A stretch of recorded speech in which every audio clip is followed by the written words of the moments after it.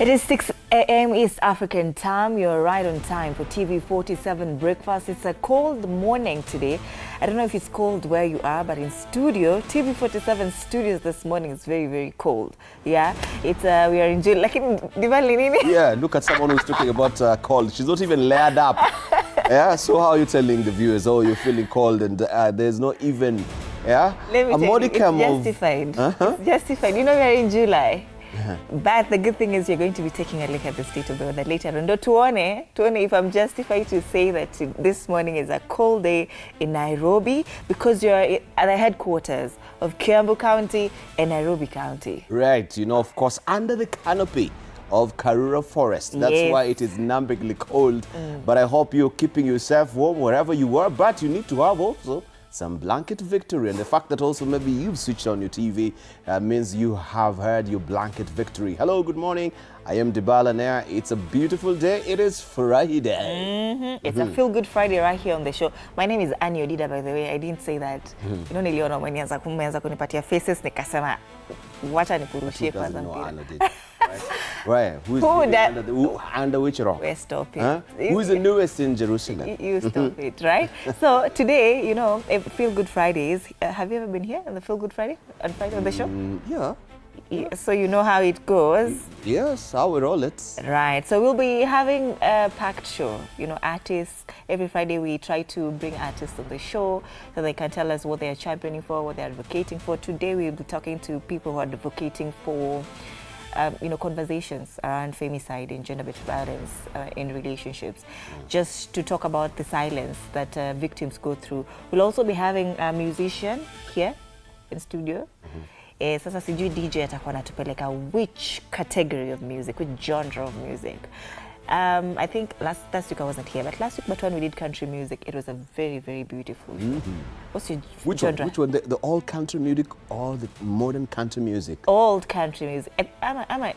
He did. There's a modern country music and the old country music. Yeah. Yeah, was it Kenny Rogers? Yes, those ones now. You know, the three chord. Dun, dun, dun, dun. Yeah, and you have a modern country music. Yeah. Tim McGraw swings both. I told you about Tim McGraw yesterday, so he's a country musician as well. Yeah, so I think he did a mix of everything. You said you saw him yesterday? Who did you see yesterday? I told you. Did I say I saw? Oh, you Yes, so that is a consequence, effects of the cold morning this morning, yeah? So a lot is happening. Of course, we'll be taking a look at what's making headlines as well in the country. It's International Plastic Bag Free Day. But now, because you always ask me who comes up with these days, let's read that today. Plastic pollution is a global catastrophe, and sadly, it's a man-made one. Now they're asking you, did you know that approximately 500 billion plastic bags are used on a global scale? So this day was founded as early as 2009 through several concerned parties. You know, here in Kenya, even plastic bags were banned. Yeah, so do you get to celebrate or observe? Or? Maybe we are the concerned parties who came together and you know, set up this day, International Plastic Bag Free Day. Yeah. Okay, that's a good salutary effort from our government. I think they did well. Nairobi was littered, you know, with all these plastic bags everywhere. Yeah. Sewage, you know, pathways backed up all the way. Yeah. So at least there is a modicum of sobriety, so to speak, when it comes to a clean environment with the plastic bags everywhere. All right, so do interact with us through our socials. It's TV47 Kenya on Facebook and on YouTube, on X, TV47 Digital. You can tag us. My handle is at Annie_Dida. At Dibala Nair. The hashtag to use is TV47 Breakfast, hashtag Feel Good Friday, hashtag Story Ni Yetu. Yes, so that we can see. You can see what he's saying very easily. Let's take a look at the state of the weather.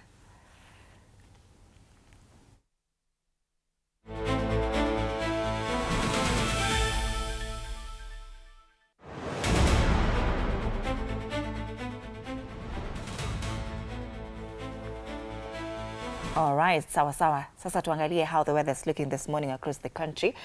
We start off in Narok County. It's a mostly cloudy day today. 13 degrees this morning, highs of 23 degrees.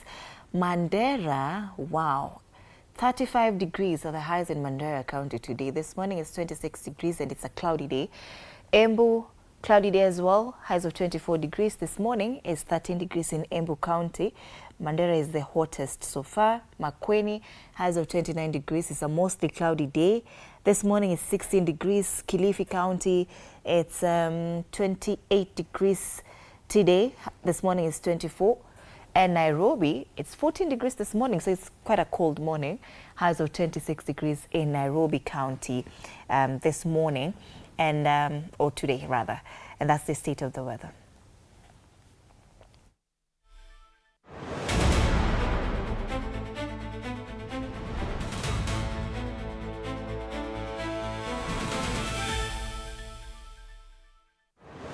All right, just being on Friday, already it's a pick-me-up day for you. But let's see also what we do have for you as far as the quotable quart is concerned.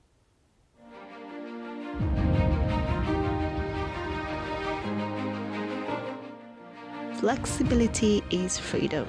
Recognize when a choice no longer fits and bravely choose a new way that aligns with your true self.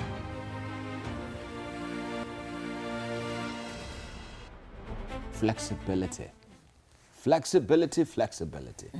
Very important. Very. In this epoch of time that we're living in, you don't have to be very rigid. Yeah. You need to be very nimble, malleable. That you go with the paces sometimes. Right. But you can also set your own pace as well. Yeah. Right. Let's see what we have in our daily this morning. We get you checking the headlines.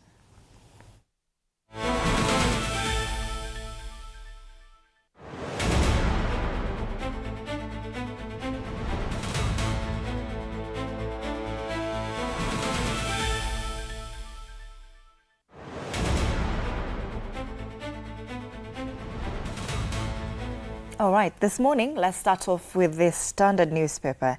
Thoughtless, that's what they call it. Senseless, that whereas the name Fikirini means think, whatever transpired in the vehicle of Principal Secretary Fikirini Jacobs was anything but thoughtful.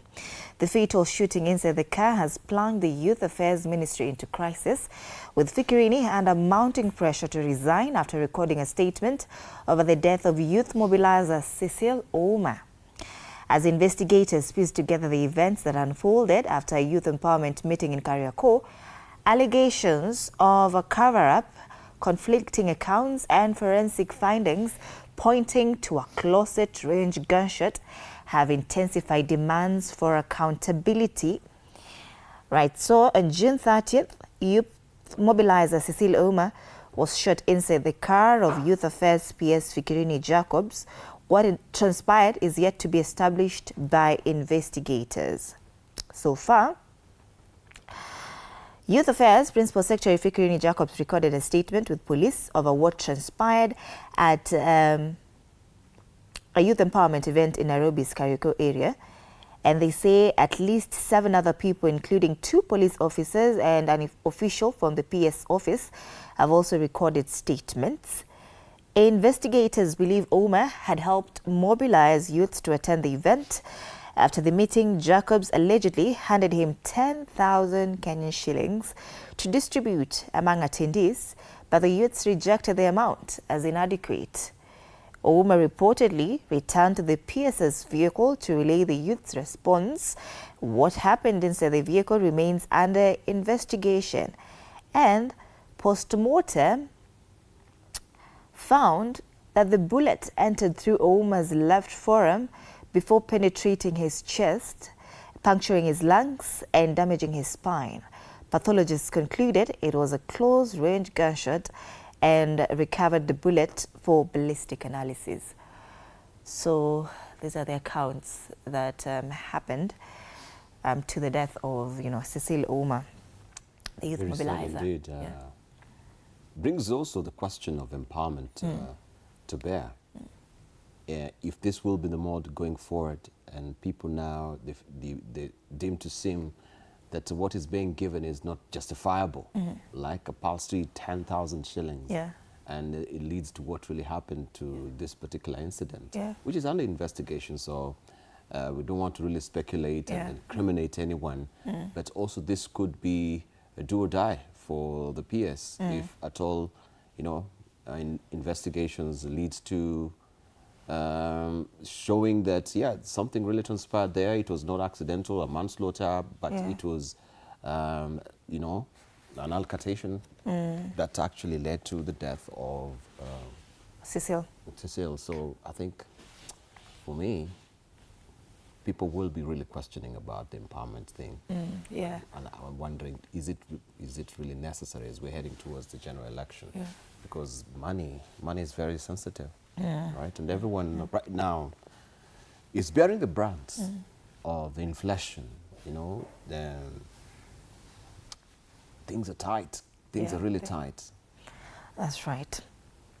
Yeah, so the Standard is reporting that Cecile was handed 10,000 Kenyan shillings.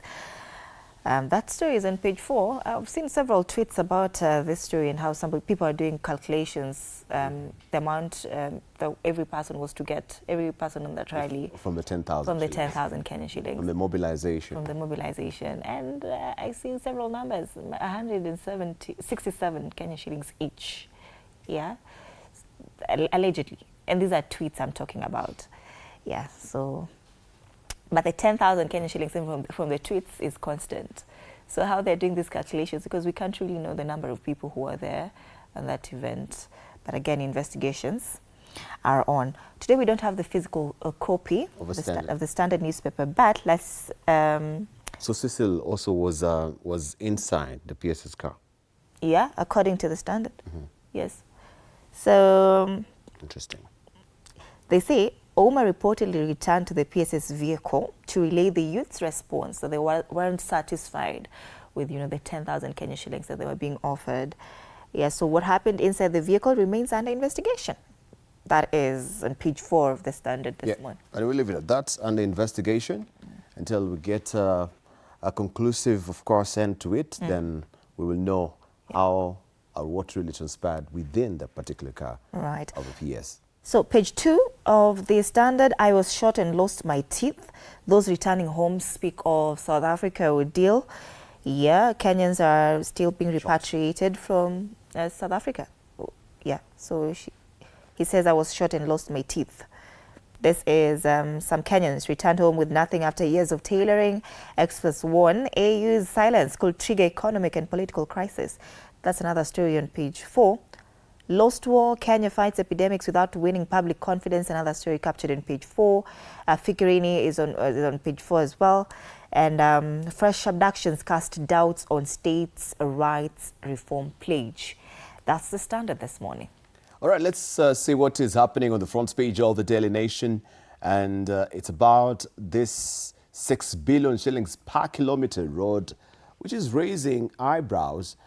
That is what we have as a splash. And excuse me, you have the flag reading, no comment. KPA management did not respond to queries on contract. Kenya Ports Authority is spending 8.3 billion shillings on a 1.4 kilometer road inside the port of Mombasa, according to contract documents obtained by the nation, which have clauses on price variations, raising questions whether taxpayers are getting value for money for the project, whose budget includes luxury items. And you have this story well fleshed out for us on page 4 and 5 of the Daily Today. And also you have how it has been itemized there, cost breakdown for the KPA's 1.4 kilometers. That is, we have description, actual road construction works. That is clearly marked. You have the given figure there. That is, of course, 1,480,000,000 shillings, 944,170. We have concrete works as well. We have miscellaneous bridge works, piling works, preliminary and general items, variations and contingencies, HIV awareness, health and safety activities, discount to be subtracted also, and the taxable amount as well. Total contract price given there as 8 billion. That is 344,521,622. And you can see also there the captain, that is William Ruto, Managing Director of the Kenya Ports Authority. So this is a questionable deal, right? Was there any procurement procedural propriety that was followed in coming up with this particular amount as well? That is a question that will come to bear even as people question this particular road project. Also, on the front page of the Daily Nation, patients' agony as KNH increases medical fees. Patients at Kenyatta National Hospital have been forced, I should say, to skip life-saving procedures or dig deeper into their pockets after the country's largest public referral hospital quietly raised charges for several specialized services in April, with no prior notice to patients who had traveled from across the country for scheduled appointments. And you have the story also continuing on page 2 of the publication, and you can see all the procedures there, from colonoscopy to, of course, endoscopy as well. You can read all about it inside the Daily Nation. Also, the probe is still ongoing. That is PS recounting how a man was shot inside his vehicle. Youth Affairs, PS Fikirini, Jacob told police his bodyguard shot Cecil Omar. Of course, we've seen that with the Standard as well, but you can follow all the details on page 8 of the publication today. Remember also, you have the voice inside the Daily Nation today. Women are no longer just spectators in Kenyan football. They are analysts, podcasters, marketers, and the game's most loyal community builders, save for Annie. Right, I don't know where she really stands, right, as far as football is concerned. But what sport do you play? I used to do hockey. You used to? I used to, but I think I still can. But so you don't play anything now? Even Kati, surely. All right, you can follow the Pull-On magazine, the voice there inside the Daily Nation. At the back page of the Daily Nation, Salah in tight race against fitness to face Australia tonight. That will be the game to watch. Round of 32. Cape Verde bloat Argentina upset tomorrow to continue fairy tale run. So that is what you want to, of course, keep your eyes peeled on this evening. That's the Daily Nation. This morning. Oh yeah. No. You said in the evening, okay. The game. Okay. I thought you forgot you're doing primetime news. The game is this morning. Maybe sometimes, you lose track of these things. All right, let's take a look at taifa leo. Utekaji wa bunge waendea Murkomen. Wabunge wanataka waziri wa usalama wa ndani Kipchumba Murkomen kueleza walipo watu watatu wakazi wa eneo bunge la Mathare waliopotea katika mazingira ya kutatanisha ndani ya kipindi cha saa 72. Kutoweka kwa watu hao kulizua maandamano yaliyosababisha kifo cha mtu mmoja. Waziri ahitajika kufika mbele ya bunge kufuatia kuongezeka kwa visa vya utekaji nyara wa wanaharakati. Habari kamili katika ukurasa wa pili wa gazeti hili. Vidokezo zaidi bala kwa wagonjwa hospitali ya Kenyatta. Tumezungumzia habari hiyo on the Daily Nation. Msivuruge mazishi ya Khamenei. Iran imeonya Amerika na Israel zisishambulie taifa hilo linapomzika Ayatollah Khamenei. Anazikwa leo. It has been long. I think he passed away, was it 2 months ago? Yeah, habari kamili katika ukurasa wa 8. Utumishi yarejea masomoni. Ni wanafunzi wa utumishi wanarejea wiki 5 baada ya moto kuteketeza bweni utumishi na kuua watoto 16. On the top strip, mimi si mradi wa mtu, asema Sifuna, na vile masuala ya spoti imezungumziwa hapo juu. Matumaini ni kwa Ghana, Misri na Cape Verde. Taifa leo. All right.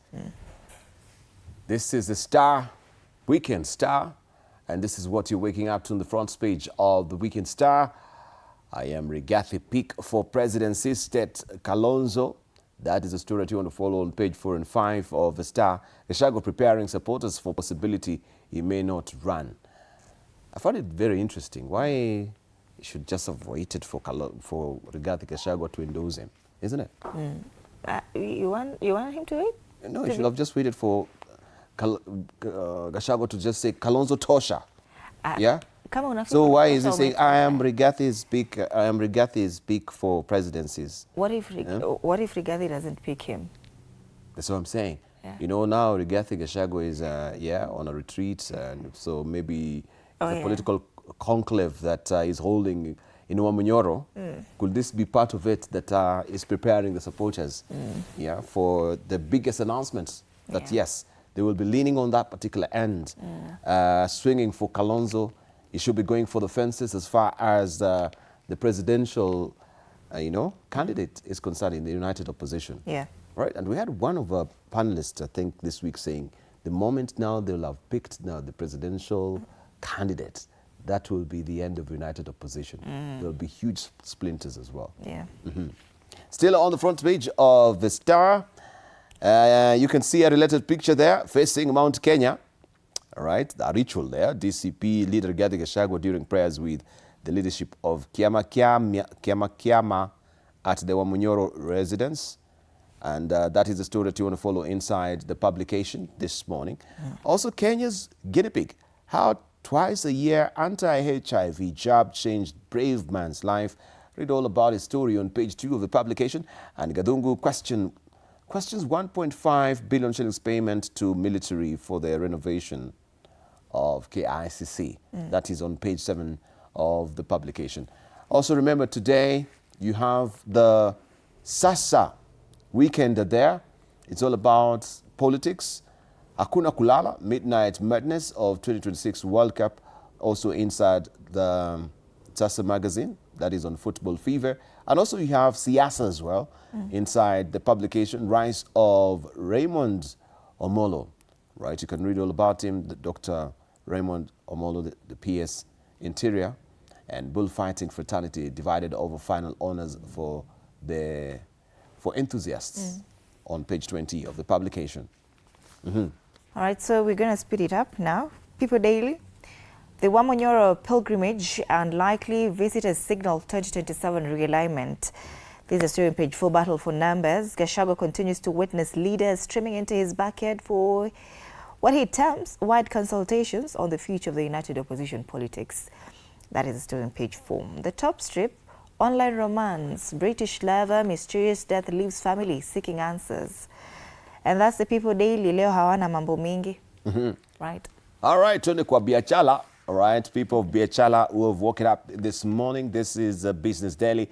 Stockbrokers bag 4 billion shillings in Safaricom's shares trade. That we have that story continuing on page 5 of the Business Daily today. Also, still on the front page, we have the SGR construction beginning. That is a standalone picture there. Kenya Railways Managing Director can be seen here. This is Philip Mainga with Kisumu Governor Anyang' Nyong'o during the official start of the construction of a Naivasha-Kisumu-Malaba standard gauge railway at Kibos in Kisumu County yesterday. Also, let's look at what we have on the ticker. Crypto firms clash with Treasury over stablecoins rules. You can follow the story on page 4 of the publication. Nairobi Financial Hub adds 15 firms. Eyes 26 billion shillings. The Nairobi International Finance Center has admitted 15 new companies which are expected to mobilize a combined 25.8 billion shillings, that is $200 million in investment, and create over 1,000 jobs in the country. That's some good news there. You can follow the story on page 5 of the publication today. And World Bank sees new forex reserves pressure for Kenya. Kenya's official foreign exchange reserves are expected to come under renewed pressure, the World Bank has said, citing rising input costs and slowdown in hard currency sources, such as diaspora remittances, right? And diaspora has been a big, huge constituent, of course, supporting our GDP, right? Coming next after tourism. The slowdown just goes to show what is really happening on the global arena as far as geopolitics is concerned. All right, so tuvuke boda, we start off in Uganda. We still have the New Vision only. Daily Monitor is still closed. What next for Among? That is what's taking center stage or making headlines on the front page of the New Vision. 8 parliament bosses charged with 70 billion shillings theft. And that's a story that has been captured on page 4 and 5. It's the main story there. State households, 1.5 billion shillings payment to contractor. Civil servants get pay rise. This is in Uganda. Museveni back single regional AFCON visa. That is another story captured on page 2. And probe on roads extend to UNRA. So they are probing roads, and back home here in Kenya they want to probe cars. Interesting. That's the new vision. Now let's cross over in Tanzania. Now you have the Citizen. Yeah, let me try and drop.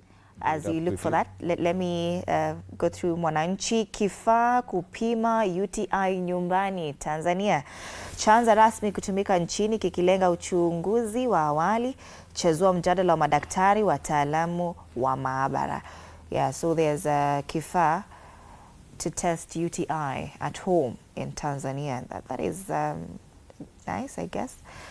Wataalamu waitwa kuchunguza mwili dereva wa Heche. Habari hii inaendelea na it has been captured in page 2 of this gazeti la Mwananchi.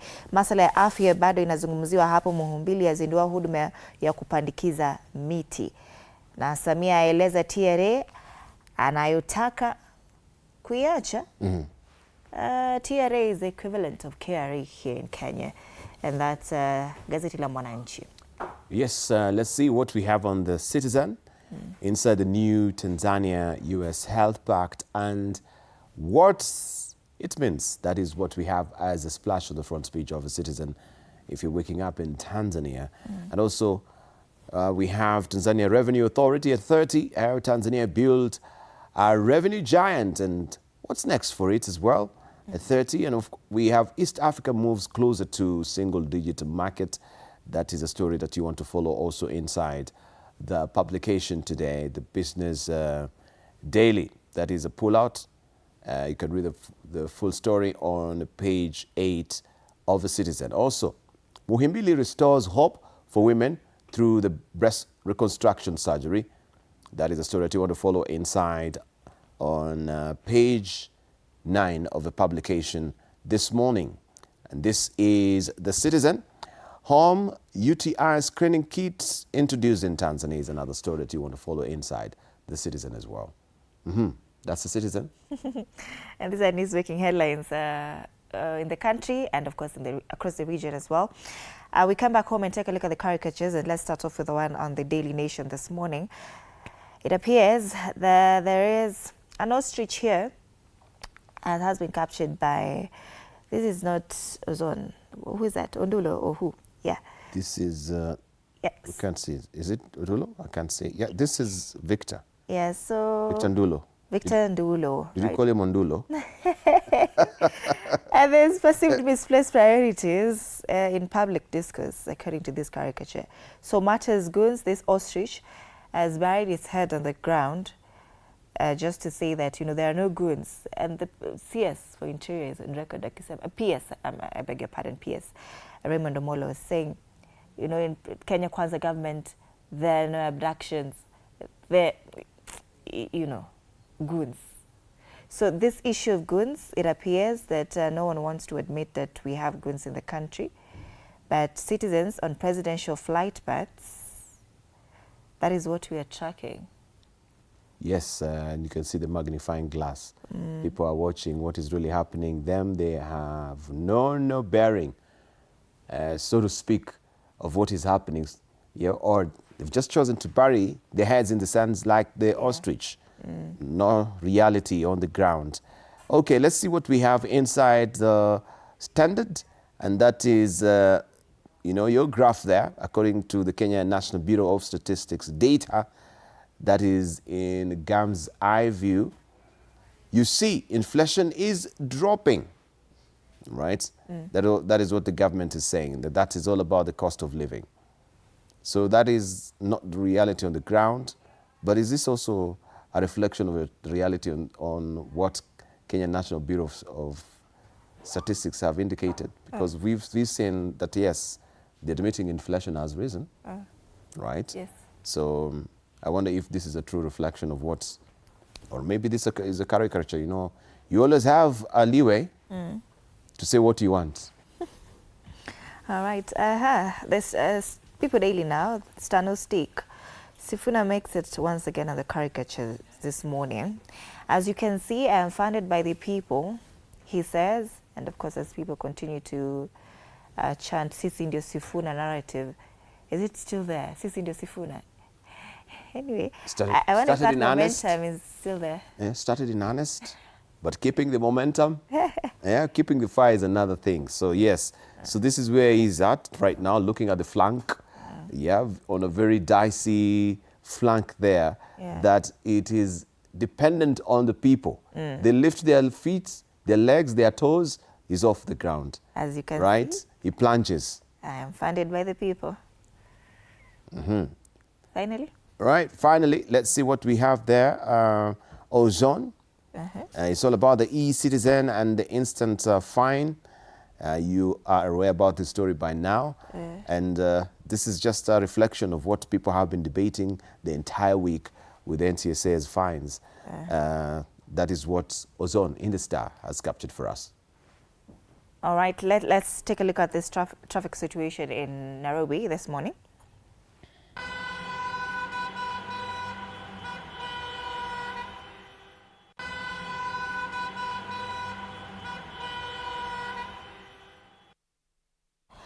Major roads leading to Nairobi this morning, I can see Thickered on your way to town is already a chock-a-block at the Muthaiga interchange. And being a Friday, I wonder what's happening in that particular area, because there's a very long stretch of red along the Muthaiga interchange. So if you're there, let us know. And it's 6:31 a.m. Let us know what is happening on the Muthaiga interchange this morning. Going all the way back to, you know, KCA University. It's not looking good this morning. So Kiambu Road is clear. If you want to escape that thicker traffic, you can do so using Kiambu Road this morning. Let's see how Kangunda Road is looking. It's also building up slowly, but nothing to worry about on Kangunda Road this morning. It's not looking that bad. Sio kama watu wa huku kwetu, huku Thika Road. You know, you can access TV47 headquarters using Thika Road as well. This is, let's see, they say, is it Irungurika Road? Musindi Lane, something along those lines. Quarry Road, not looking bad this morning on your way to town, but there's Helsilasi Avenue, ukiwa town pale. There's also a long stretch of red here. So, but I think these are just buses. In a coach booking office there, Landis Road, ni barabara tu, matatu zimejaa hapo this morning, so nothing much to worry about as well. Going all the way into town, really not looking bad, but there is a problem on Thika Road this morning especially. So other roads not looking bad. Hapo watu wa Thika Road peke yake ndio wako na shida. And nikiendelea kuongea, that stretch is also continuing to stretch. So yeah, being a Feel Good Friday, it's a Youth Perspective Debal. Who are you hosting? Yes, we already have Ken Babu. Can see him sitting pretty there, waiting and straining at the leash to come and tell us what is up there. Collective Sleeves as well. Alionia Rosalene is also bound to be here momentarily, Chairperson Youth Captains ODM. And we do have as well Karaoke Gujeri, National Youth Leader UDA. So a very interesting conversation that is promising to be as far as the youth lens is concerned. These are the vote politicians can't ignore. Very pivotal as we're heading towards 2027. A huge constituent of them. And of course, also we've seen IBC, they've given another handy opportunity for voter registration. Of course, it's supposed to be ongoing, but in earnest as well. Now there are dates and references of when that will be happening. So we shall be interrogating this and just trying to see the lay of the land as far as politics is concerned as well. Great. So let's get them interactive on our socials, TV47 Kenya on Facebook and on YouTube, on X, TV47 Digital.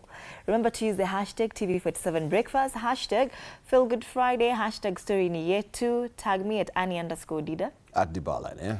All right, and we'll see you after the break. Stay tuned.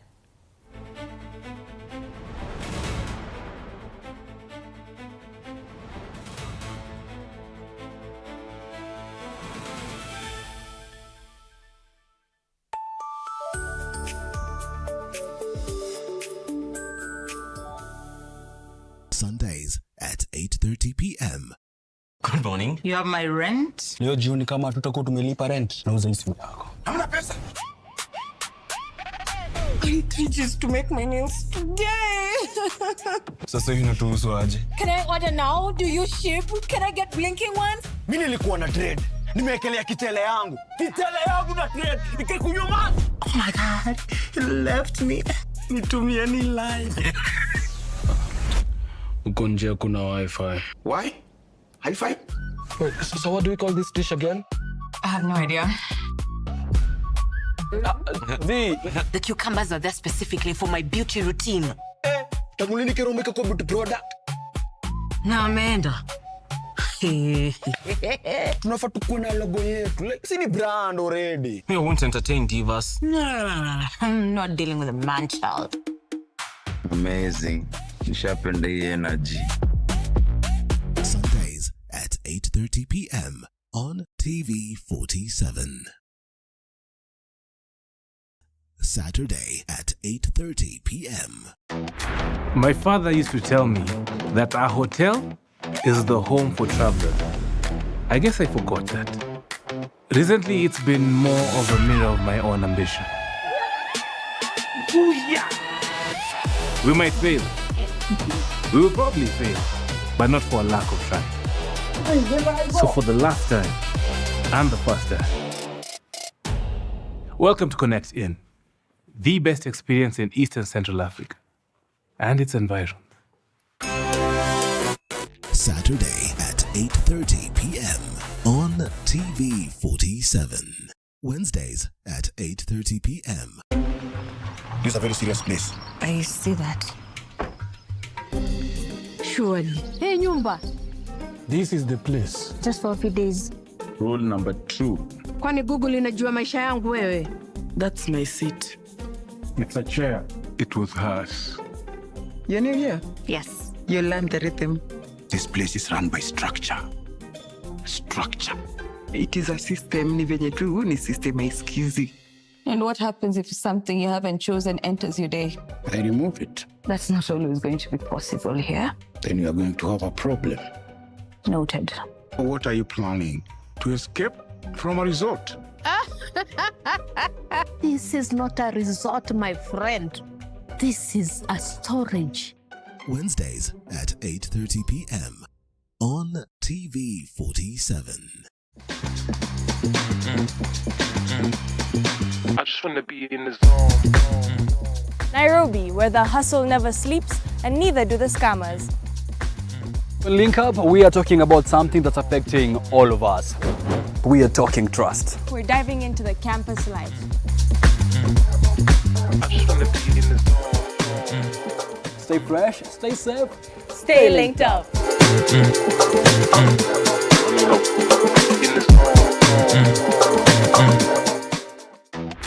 My father used to tell me that our hotel is the home for travelers.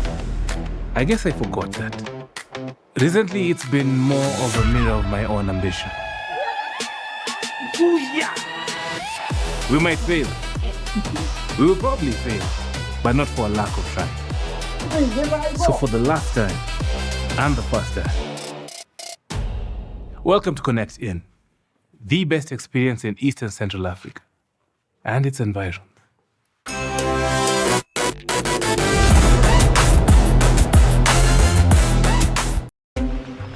This is a very serious place. I see that. Surely. Hey, nyumba. This is the place. Just for a few days. Rule number 2. Kwani Google inajua maisha yangu wewe? That's my seat. It's a chair. It was hers. You're new here? Yes. You learned the rhythm. This place is run by structure. Structure. It is a...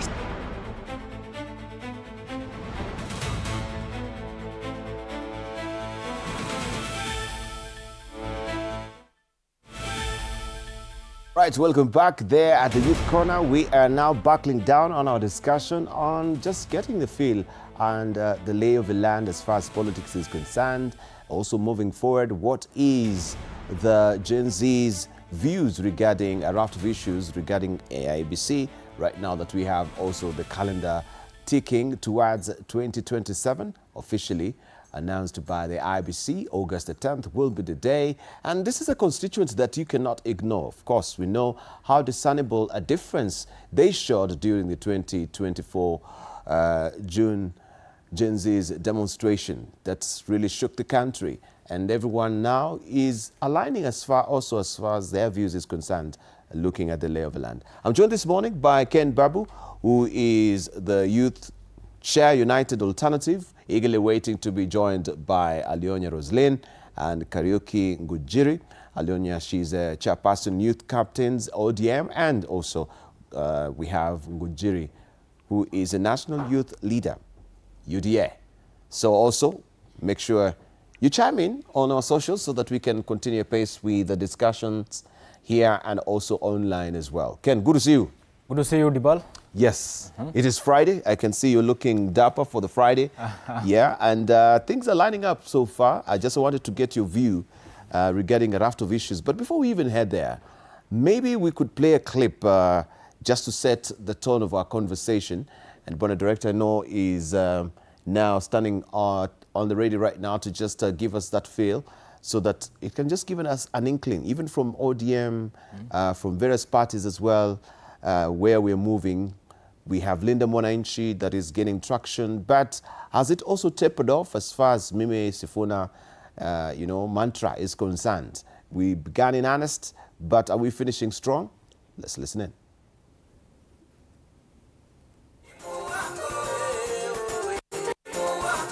Saboti MP Caleb Amisi's growing opposition to Nairobi Senator Edwin Sifuna's rapprochement with former Deputy President Rigathi Gachagua, coupled with his conspicuous absence from recent Leader Mwananchi public rallies, has raised questions among some members of the movement about his commitment to its political agenda.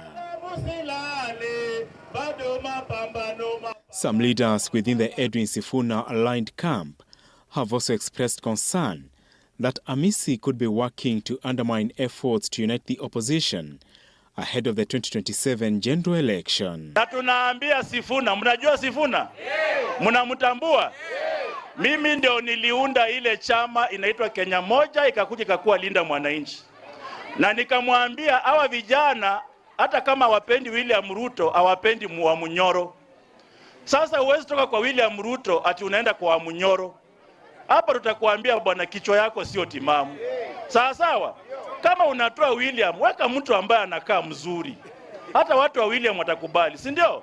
Lakini utoe William, weke wa Munyoro, utabaki peke yako. Leaders allied to the Leader Mwananchi movement have challenged Amisi to publicly clarify his political position, saying they remain committed to working with Gachagua as part of broader efforts to build a united opposition ahead of the 2027 elections. As people of Linda Mwananchi, sisi, we don't accept any nonsensical statements against Linda Mwananchi.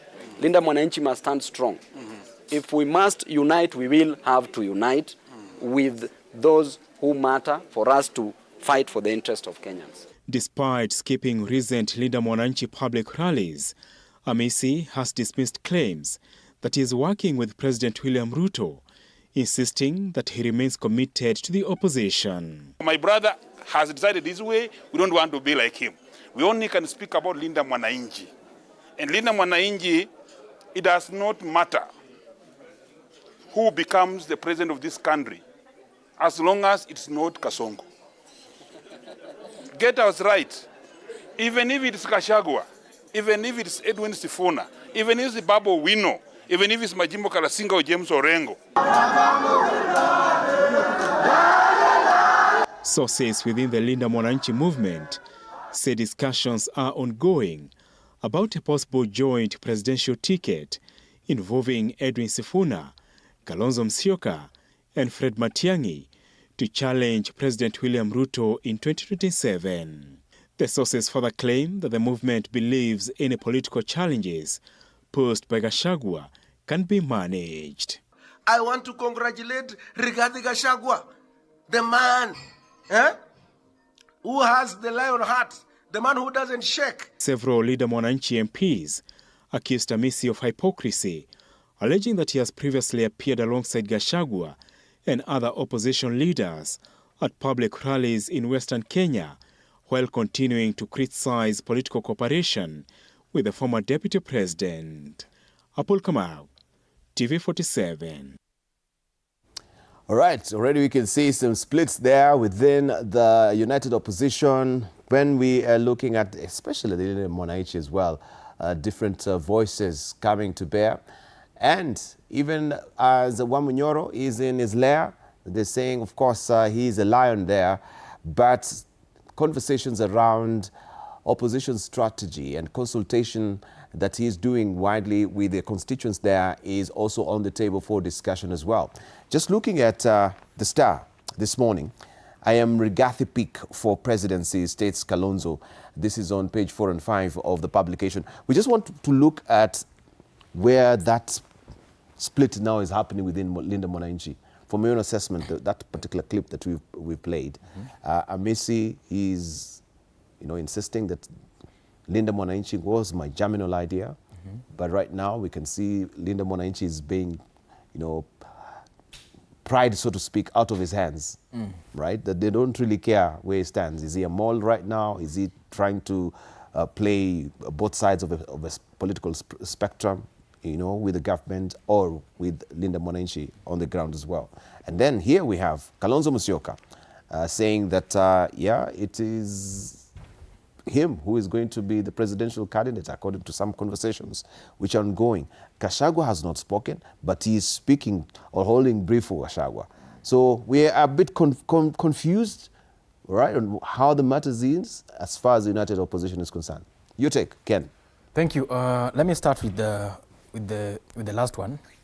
Kalonzo Musyoka is amongst the presidential candidates that has been proposed by the United Alternative Government.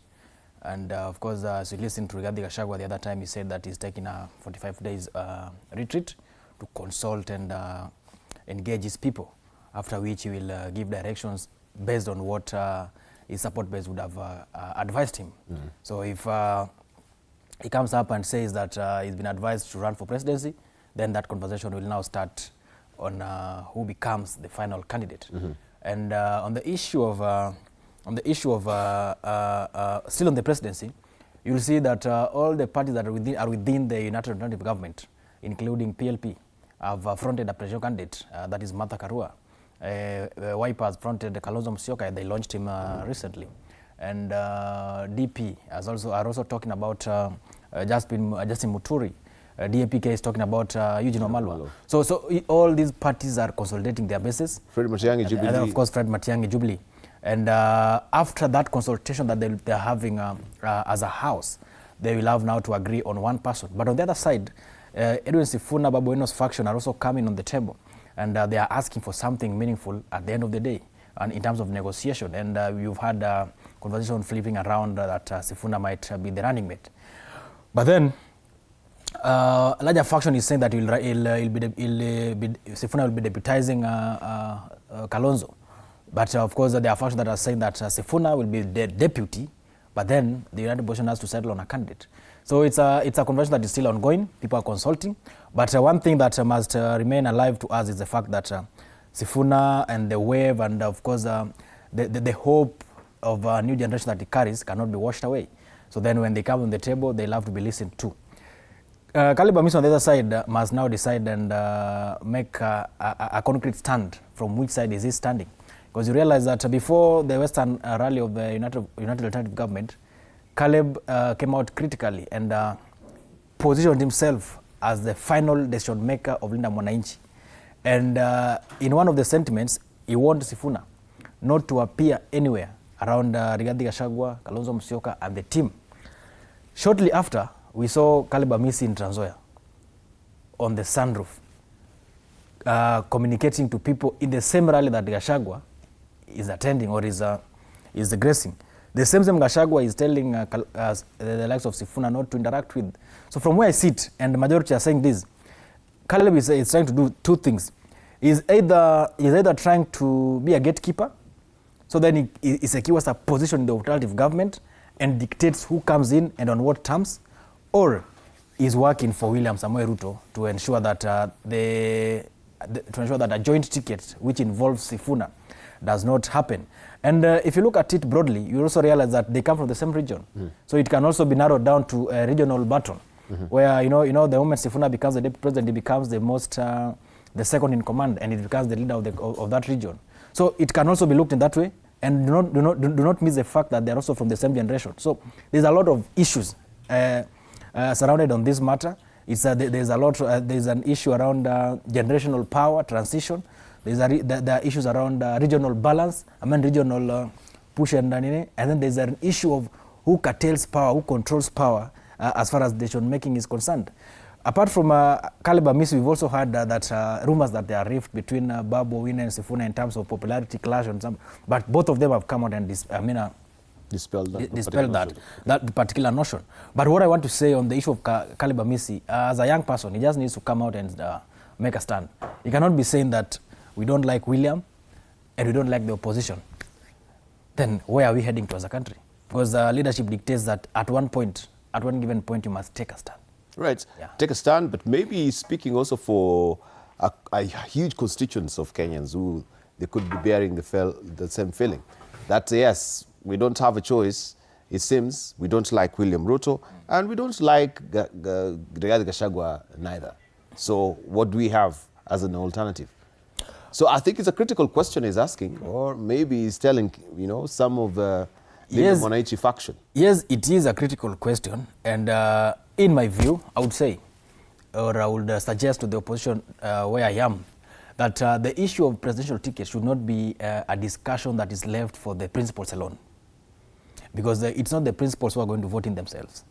The issue, the matter around presidential candidates should be opened. It should be an open discussion for even Kenyans and other stakeholders to put in their efforts and their thoughts around that conversation.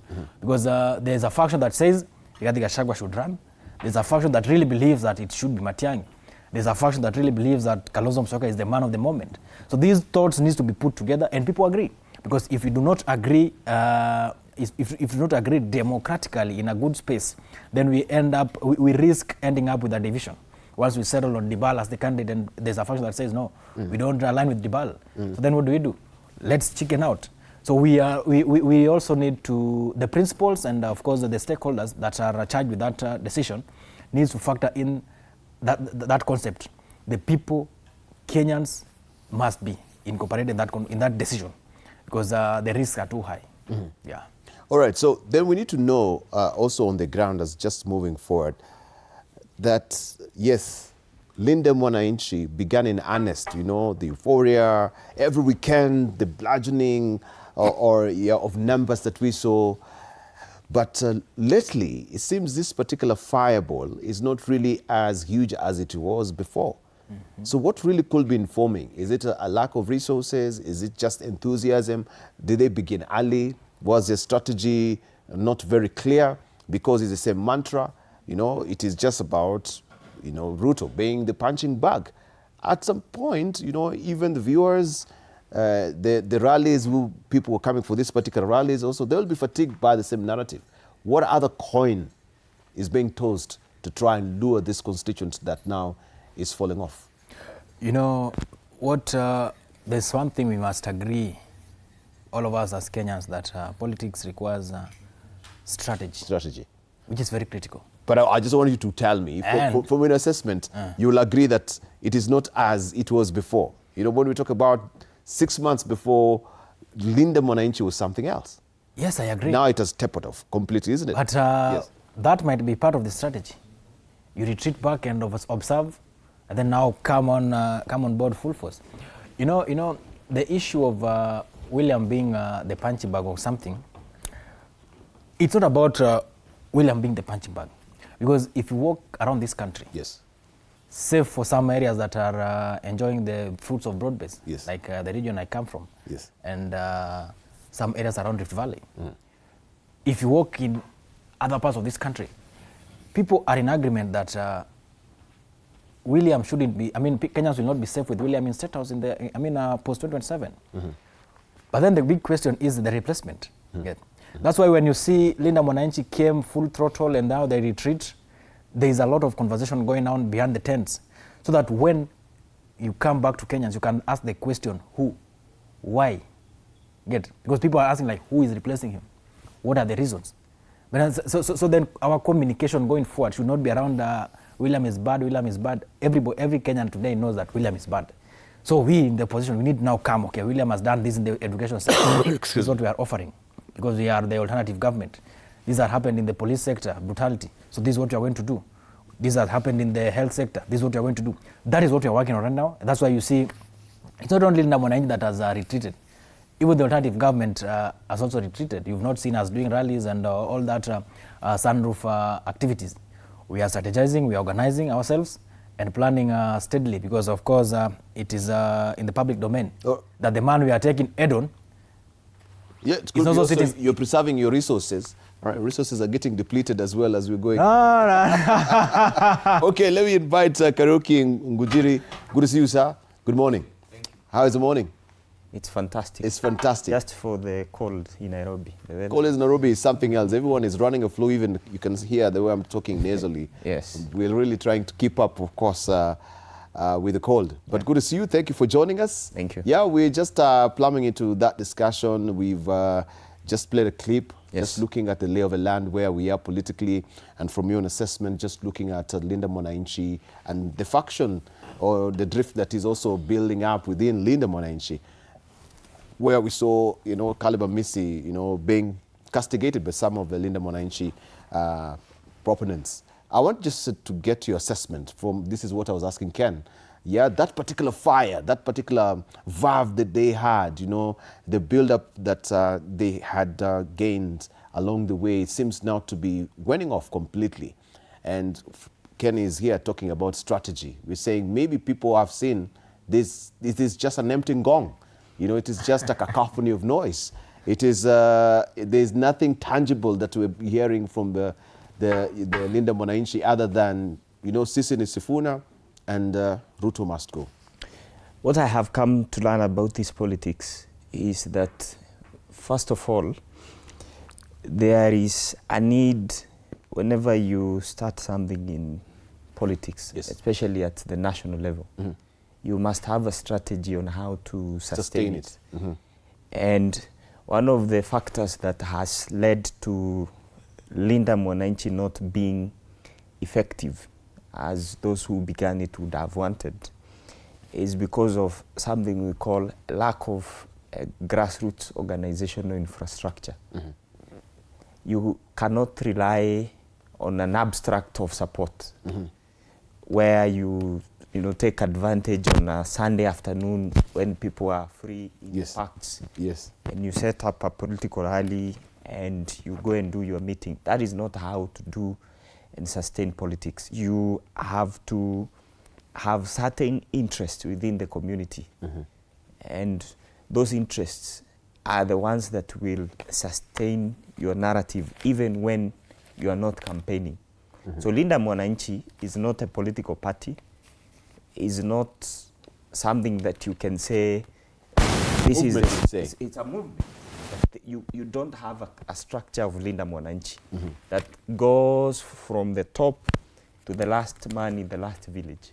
So it is impossible for people to clearly define it and attach themselves to it because it doesn't have any structures.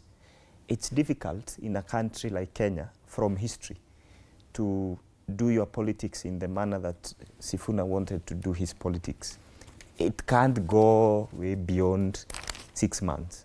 At some point, there will be burnout. You will get to some point and people will retreat back to their political parties. And that is why I was wondering, why didn't they, if Sifuna really was convinced that he has gotten to a level that he doesn't need ODM, why does he need to cling on ODM? Why doesn't he form his own political party and now get into the contest? Number two, I have not seen since independence any politicians who has succeeded, and that's a fact, at the race of presidency, at least being a president, being an independent, nobody. So you can't change, you can't rewrite history and say you're going to be the first person to build a movement and then You know, you go and even in Uganda here, there is a movement that used to be called People Power by Bobby Wine. Yes. But at some point, he had to transform it into to a political party so that you can build structures and have people join and be part of it and now craft an ideology that people will resonate with. Otherwise, Linda Mwananchi is just a group of MPs who get some free time on weekends and goes for these rallies, but beyond that, there's nothing. There's nothing much. Yes. All right, and I think you've laid it up nicely, which really speaks to the fact that there needs to be some organization within Linda Mwananchi. But do you think from your own assessment also Sifuna is overrated? Well, I guess because of how I have studied this politics of this country. First, as he came into that period between when, after the, let me say after the around 2025 when these issues of ODM started coming up, you know, after the death of BAMBA, the former president Uhuru Kenyatta, at some point I remember, during the anniversary, I think, I don't know, 20th anniversary or something, there was a meeting. Then Sifuna came into that meeting and gave a message and said he's been sent by the former president Uhuru Kenyatta.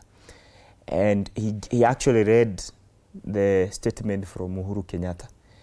And that is when I think people from the other side of ODM, the likes of GOtv and the rest, began looking at Sifuna as Uhuru's project within ODM. And then you see, I guess Sifuna was persuaded that when the former president supports him or looks like he's behind him, or seems to be the one who is sending him to represent him in those meetings, yes, then he can become the alternative voice and legitimize what he was telling other people in ODM, that BAMBA did not say that we are supposed to go this way. So that courage came from the fact that he could appear in meetings to hold a brief for the former president. And I think over time, he started now getting convinced that whichever route he decides to take, he has a backing of somebody who has a strength.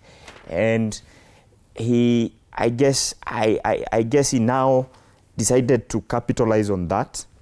And then on the part where he has stoutly denied that, because also looking at today's Taifa Leo, he's saying mimi si mradi.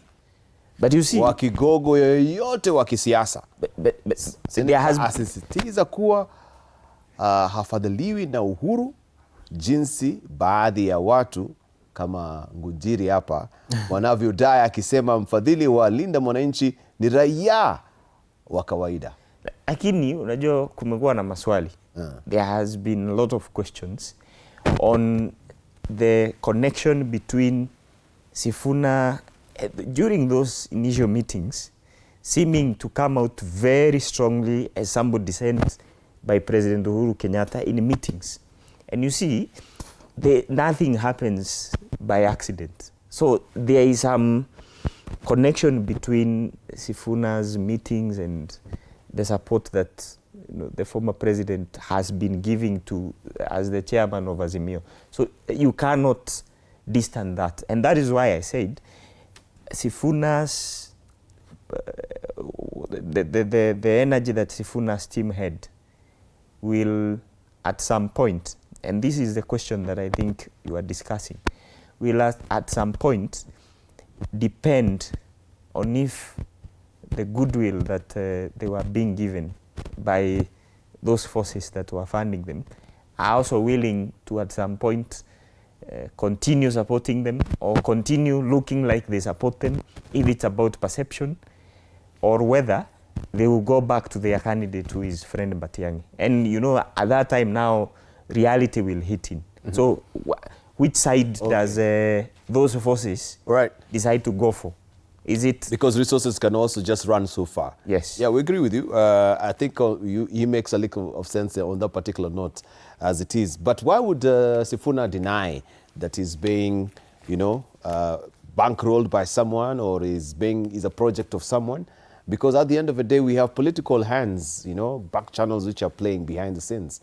And it's been that has been the perception of many Kenyans as well, that we have Uhuru Kenyatta behind him as the person who's bankrolling the Linda Mwananchi functions at the end of the day. So why would you startly deny it? Everyone is backed by someone at some point.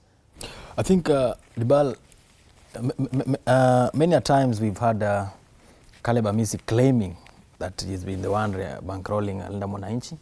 And we've also had Karoli Omondi confirming that he puts in Linda Mwananchi. So I don't know why people keep insisting that it must only be Uhuru Kenyatta. I don't know why some factions, and this conversation, this narrative comes from the government side, that it is Uhuru Kenyatta. And they say their argument is that Pauline Njoroge is there and she holds brief for Uhuru and speaks through Sifuna. I mean, Pauline has equal rights to be in wherever space she wants to be. She can one day equally go to UDA. If she goes to UDA, would we say that Uhuru Kenyatta is now dining with the president? No, we cannot base our argument based on somebody being somewhere. We must all agree that, number one, everybody has got equal rights to be in whatever political faction they want to be in. So then we cannot use Pauline's existence in Linda Mwananchi to justify that Uhuru Kenyatta's hand is there. Two, Sifuna is a politician and is a man of interest, and many people have got interest in him. Many businessmen and many investors in this country who feels like they have been overtaxed and the taxation cannot be justified, and some of them are on the verge of closing down their business, can equally so put their investments on Sifuna and Linda Mwananchi, because to some extent that faction has been carrying the bigger hope of this country. So then we cannot just sit down and narrow it down to one person, Uhuru Kenyatta. You get that? It doesn't mean that Uhuru Kenyatta is the only man in this country who got political interest. Two, three, we've had I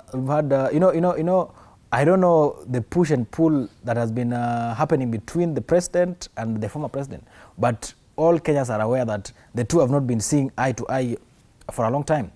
So then there must be a punching bag at each and every point, and that person cannot be Rigathi Gachagua of today. Because Rigathi Gachagua is already running his party and focusing on his own political organizations. So then, who next? Raila is not there. Who next?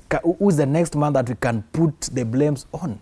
But we are left with Uhuru Kenyatta. That's why you see this conversation comes from the center of the government, both broad-based, and particularly from the UDA faction.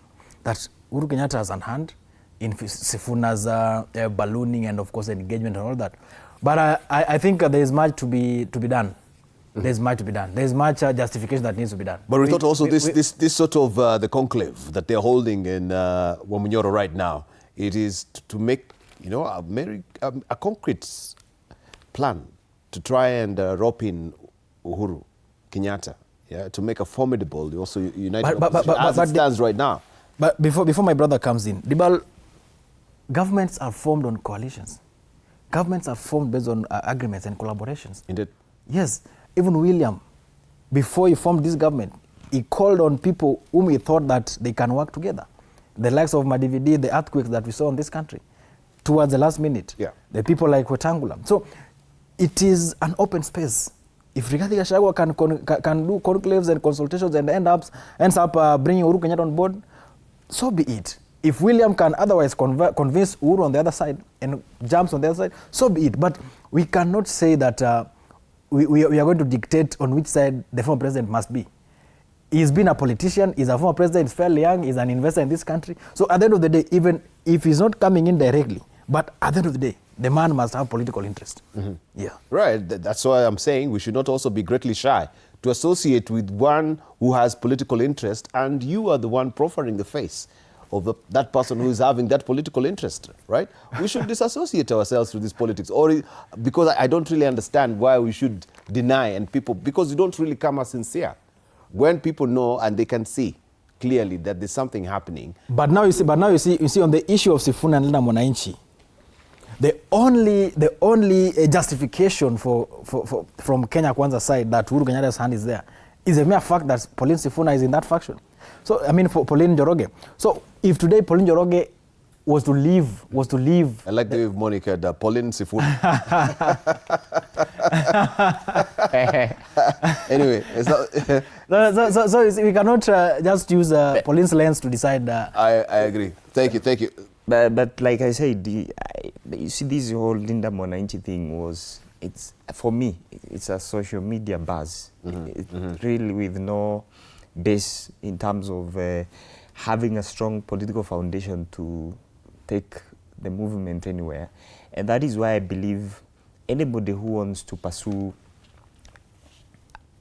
a political career at the level of the presidency and wants to win elections, one, you must be very ready to invest a lot of resources into it. You must have a very strong political party that has interest from all corners of this country. Number three, you must also be very ready to welcome people. You see, the problem I have with the Sifuna side, apart from being that I'm on the UDA side, in the natural way, is because I think it's a group that is led by, they call it, you see, like the way you are in a room and you make sounds and you hear echoes and think it's other people who are responding. The echo chamber. Yes, it's yourself. It's yourself, yes. Who is speaking and listening to your own opinion. And that sense of inflated ego, you are always right. People will not advise you. There is nothing people can tell you. It's your word. God's case, no appeal. Nobody will tell you anything. I think as a politician, what Sifuna would do and would benefit from this course is to take his time, learn and understand how the political system of Kenya works, and maybe at some point when he has firm and strong foundations, including I think he comes from Bungoma. He needs to start from there. It's very difficult. I've never seen any politician who starts in Nairobi and becomes president. It's never happened. He needs to go back to, and that is the reality of our politics. He needs to go back to his basis, build a grassroots. What makes you think he can't actually, get that particular support from his base in Bungoma?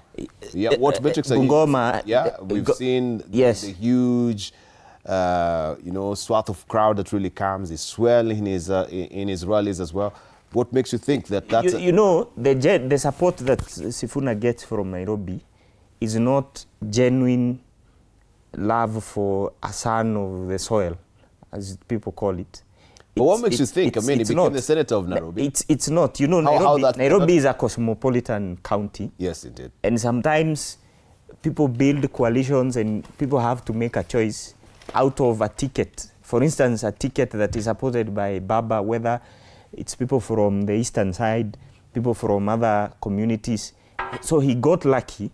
The fact that he was in ODM and there was a coalition, so he could get votes from other sides. But when it comes to presidency, he first needs to have the full backing of where he comes from.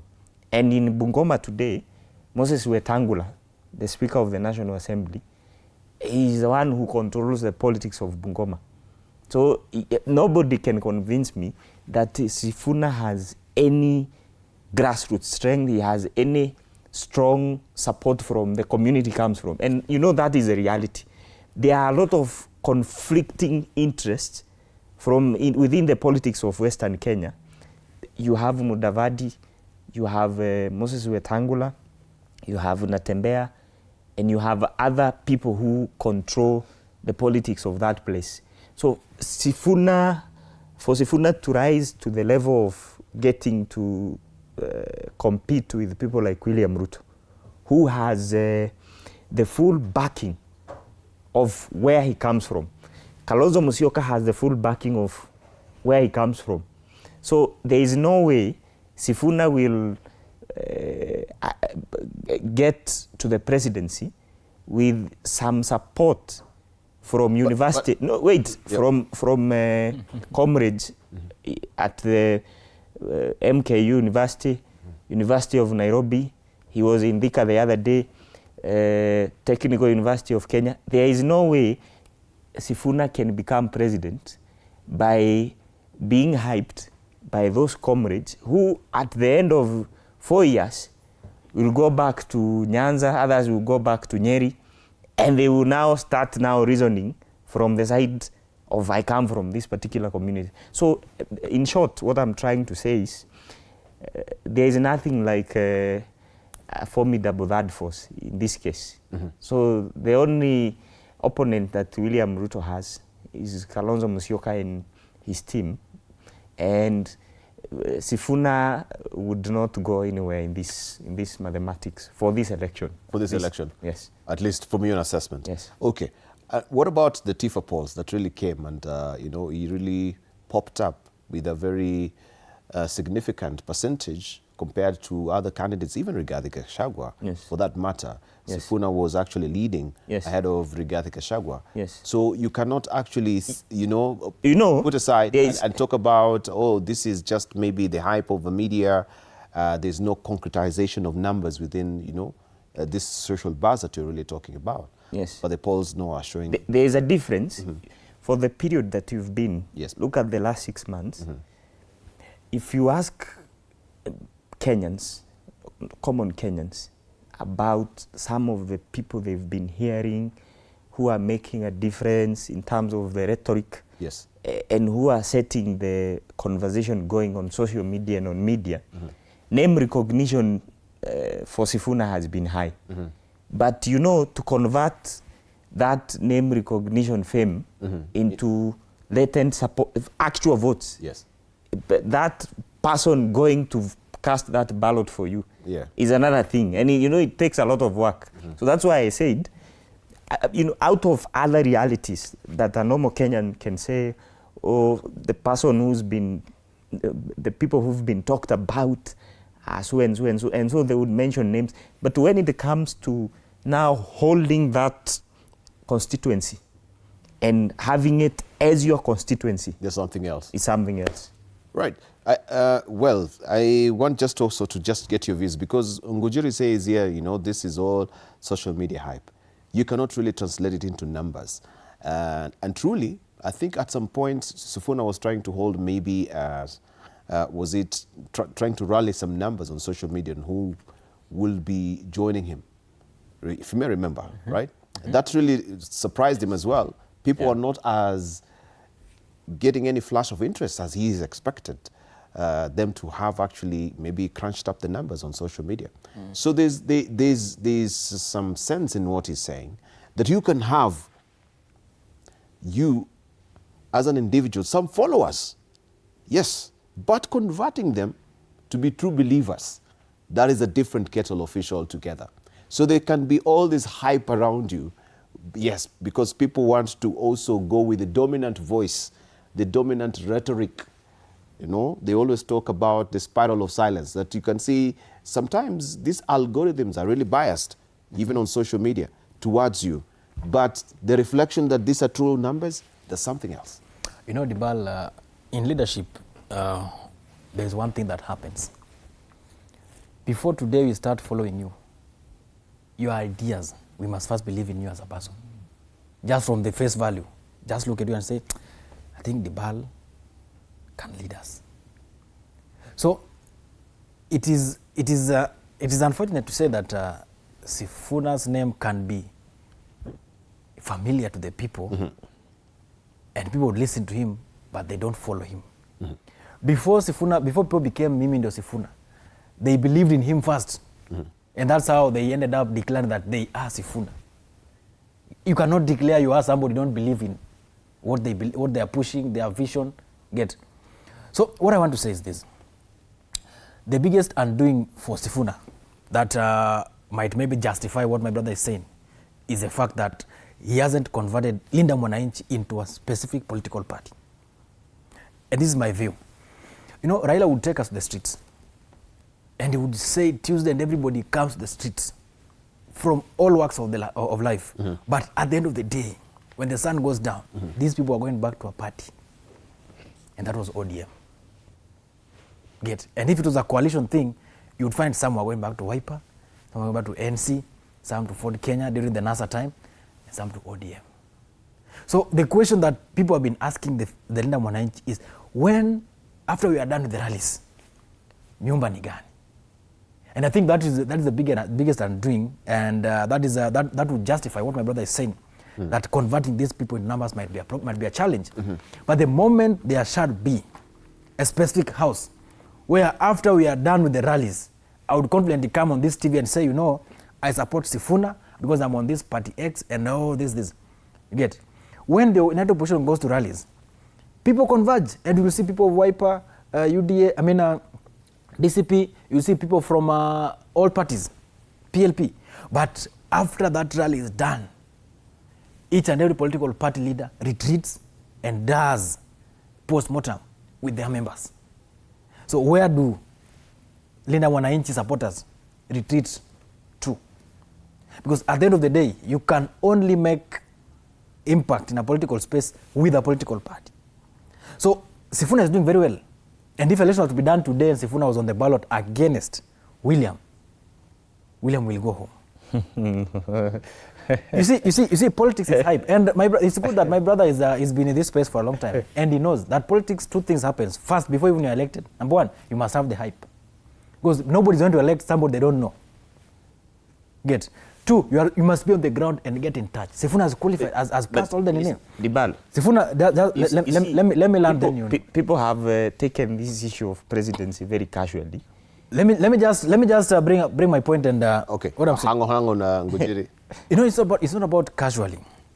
What I'm saying is, somebody in Sugoi, where the president comes from, has got two reasons to vote for Sifuna. Number one, he's heard of somebody called Sifuna, the hype. Now, Sifuna needs to go to Sugoi so that the people from there can also get a touch of seeing him. Let me tell you, Dibal. So you're trying to say that Kenyans will vote for you because you're so hyped? Let me tell you. Because your name is known? I'm not saying that, but what I want to know, as a person who has been in the political space and interacted with people vote for very different reasons. And part of those reasons might not be manifesto. I can tell you. Manifesto is the list of the reasons why Kenyans go to the ballot. That's why I say if election were to be done today, do you think bottom-up economic, this UDA manifesto is a bad thing? But if Kenyans were to go to elections today, they will not vote for it. Because they are looking at other factors apart from that manifesto. Right. That manifesto becomes... I would like to know these factors. Now, this is what I'm saying. Break it down for me so that let me guide him. This is what I'm saying. Let him finish, then you can... Let me finish, then you can proceed. If you go to, for instance, the BAMBA situation, why is it that it was said that people in the mountain could not vote for BAMBA, regardless of the kind of manifesto BAMBA would present? Whereas they knew BAMBA. Walijua Raila, but they had already created a perception about him. They cannot work with him at that time. Sifuna in this case, and as I proceed, and nataka nikupe reasons why people go to the ballot. Today, that woman wakes up, and this thing, William mastered it, and that's why, it really helped him. Once you are known, William to had the name, then now he went down to the grounds, and that's why he was launching Last Mile, ensuring at least he shakes hands with at least everybody in each and every village. It is not a common thing in this country to see a president.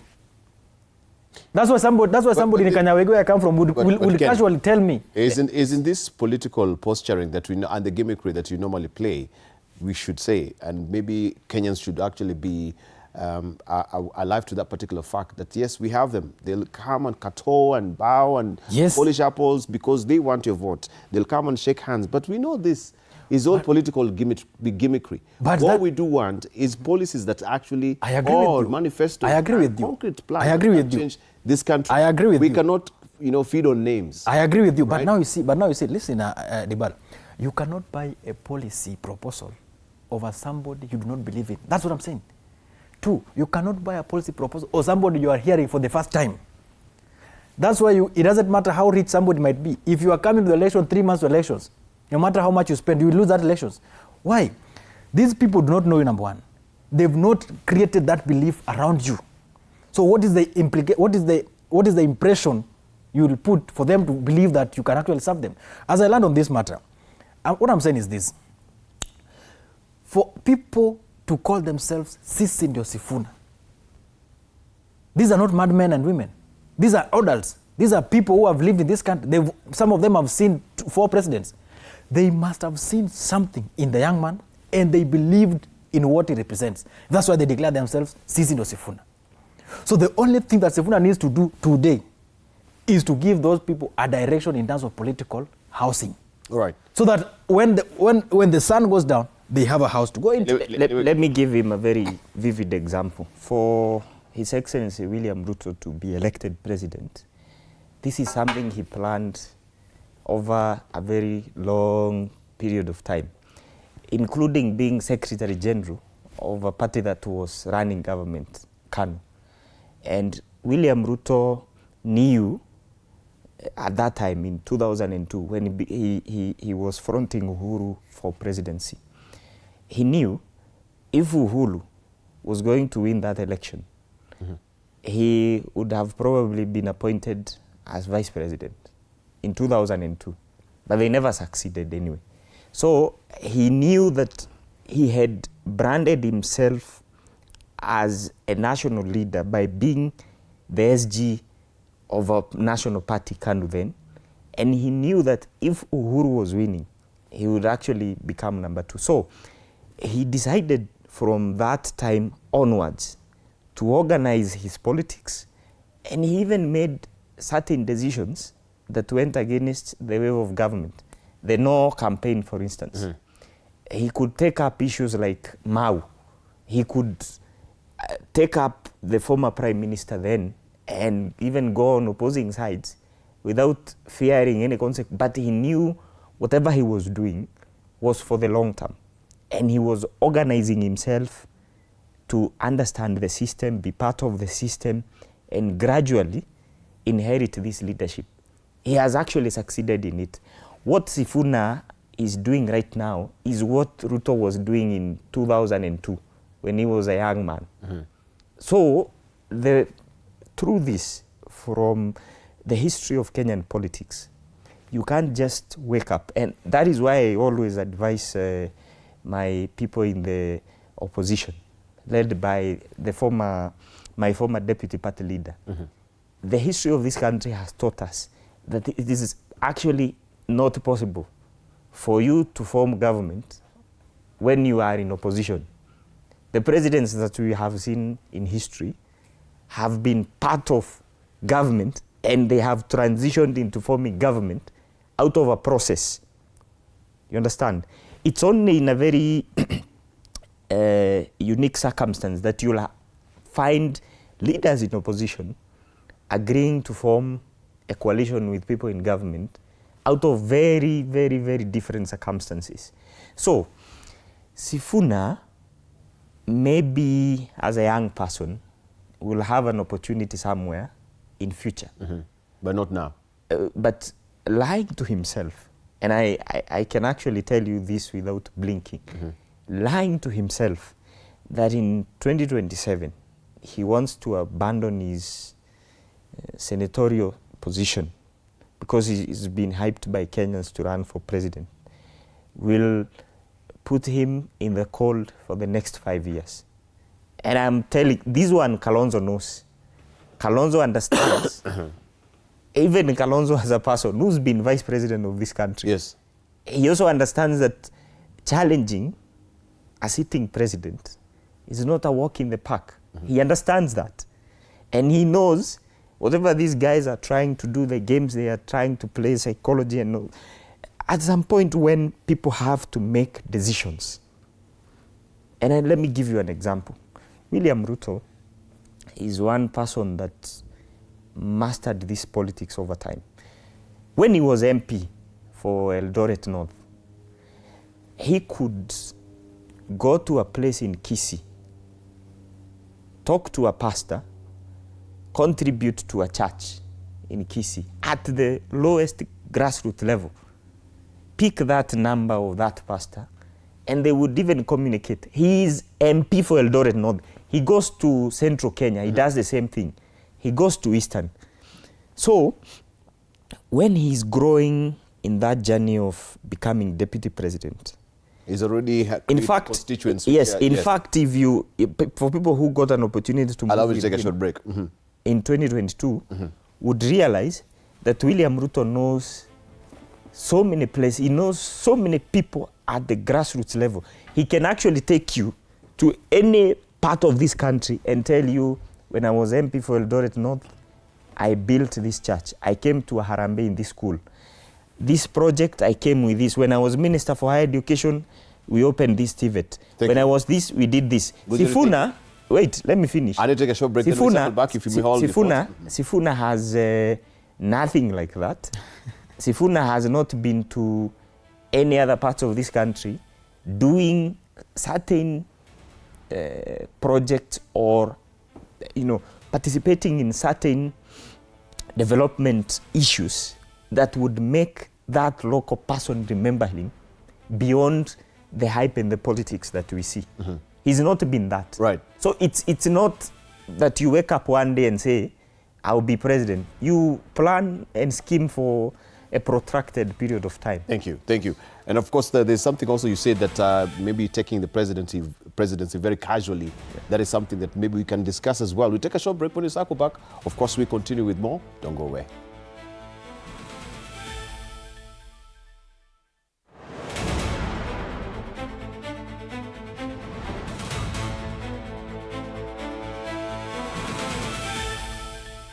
Sundays at 8:30 p.m.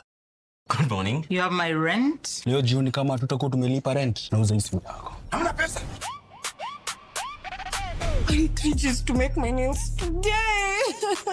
Sasa hivi natuhusu aje? Can I order now? Do you ship? Can I get blinking ones? Mimi nilikuwa na trade. Nimewekelea kitele yangu. Kitele yangu na trade. Ikikunyuma. Oh my God. He left me. Nitumie ni live. Uko nje kuna wifi. Why? Hi-Fi? Wait, so what do we call this dish again? I have no idea. The cucumbers are there specifically for my beauty routine. Tamulini kero umeka kwa beauty product. Na ameenda. Tunafaa tukuwe na logo yetu. Like, si ni brand already. Me, I won't entertain divas. No. I'm not dealing with a man child. Amazing. Nishapenda hii energy.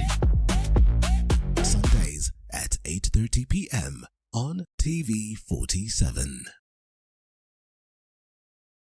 Saturday at 8:30 p.m. My father used to tell me that our hotel is the home for travelers. I guess I forgot that. Recently, it's been more of a mirror of my own ambition. We might fail. We will probably fail, but not for a lack of trying.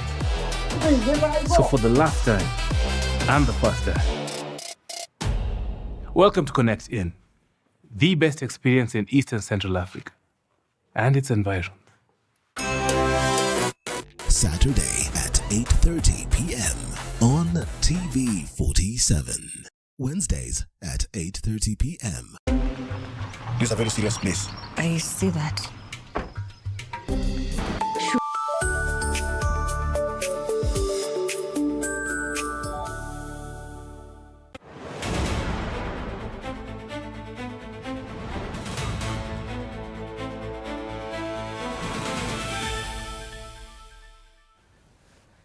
Right, interesting. Just speaking the brains of Karaoke Ngujiri. and Ken Babu here. Youthful faces and, of course, a very critical voice of the Gen Zs, even as we're heading towards the 2027 general election. And we're discussing a raft of issues as far as politics is concerned. And, of course, how critical are they moving forward, that this is a generation that cannot be ignored. But we want to know what is up their collective sleeves in terms of the collective effort that they are making in terms of in preparation for the 2027, right? Because many politicians will be coming on their side to take, their hand to move along with them, so that also they may really crunch up the numbers for the political parties as it stands. And I know many of them are being approached right now, but we want to get the sense of how they will not really cut out, by the pale of hand that they will be, maybe proffering for money for the exchange of their votes, right? They want to go for the soul of a nation, looking at constituent issues that are practically affecting this country right now. And all of us, we are aware of some of these pertinent issues that are really affecting this country. But before we even drill deeper on the voice, I just want you to clear up on the issue of, yes, taking the presidency very casually. The approach nowadays, you can wake up. Of course, it's a right of anyone in this country to be a president, isn't it? Yes. Yeah, but the dynamics around you preparing yourself as a presidential candidate is very different. And I wanted just to know, why were you saying that's the youth, or is it the youth or the United Opposition which is taking the presidency very casually? Yes. The reason why I said that, and I want to back it up with facts. With facts, okay. One, look at history. Let us first look at the history of this country. Who has become president, and how did they begin the process of becoming president? After how long did they win that power? Look at Jomo Kenyatta, okay? Look at Daniel Moi. Okay, Jomo Kenyatta is actually the founding father. Daniel Moi was a vice president for a very long period of time. He went through so much within the system. He never bolted out. He did not quit. He waited for his time, he became. Look at Mwai Kibaki. He was a young minister in President Kenyatta's government. Then over time, Moi's administration.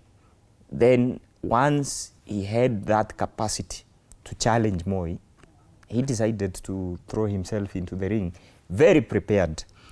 Look at Uhuru Kenyatta. He tried in 2002. He just had a name.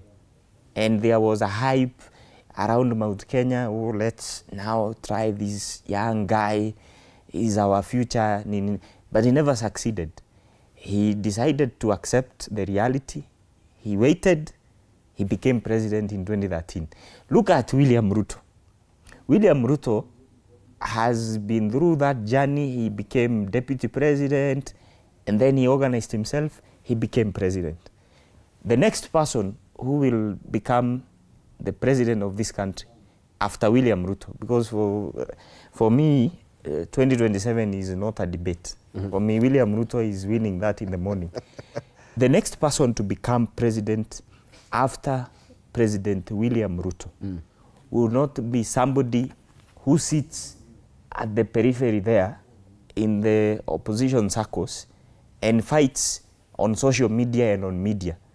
It will be a person who has gone through certain in-house coronations within communities, within the political systems. But isn't this a system that we are trying to break away from? That you're coming from the establishment? And isn't that also what William Ruto himself, tried to use as a political podium? To say that we are not from the establishment. But we are the outliers. But we are not the dynasties. We are the hustlers. Is it possible? Right? So if you go with the same template that you're saying, then since just going by history of how we've made presidency, this is the template that we set for ourselves as a country. And Sifuna is not likely also to go through the same grid.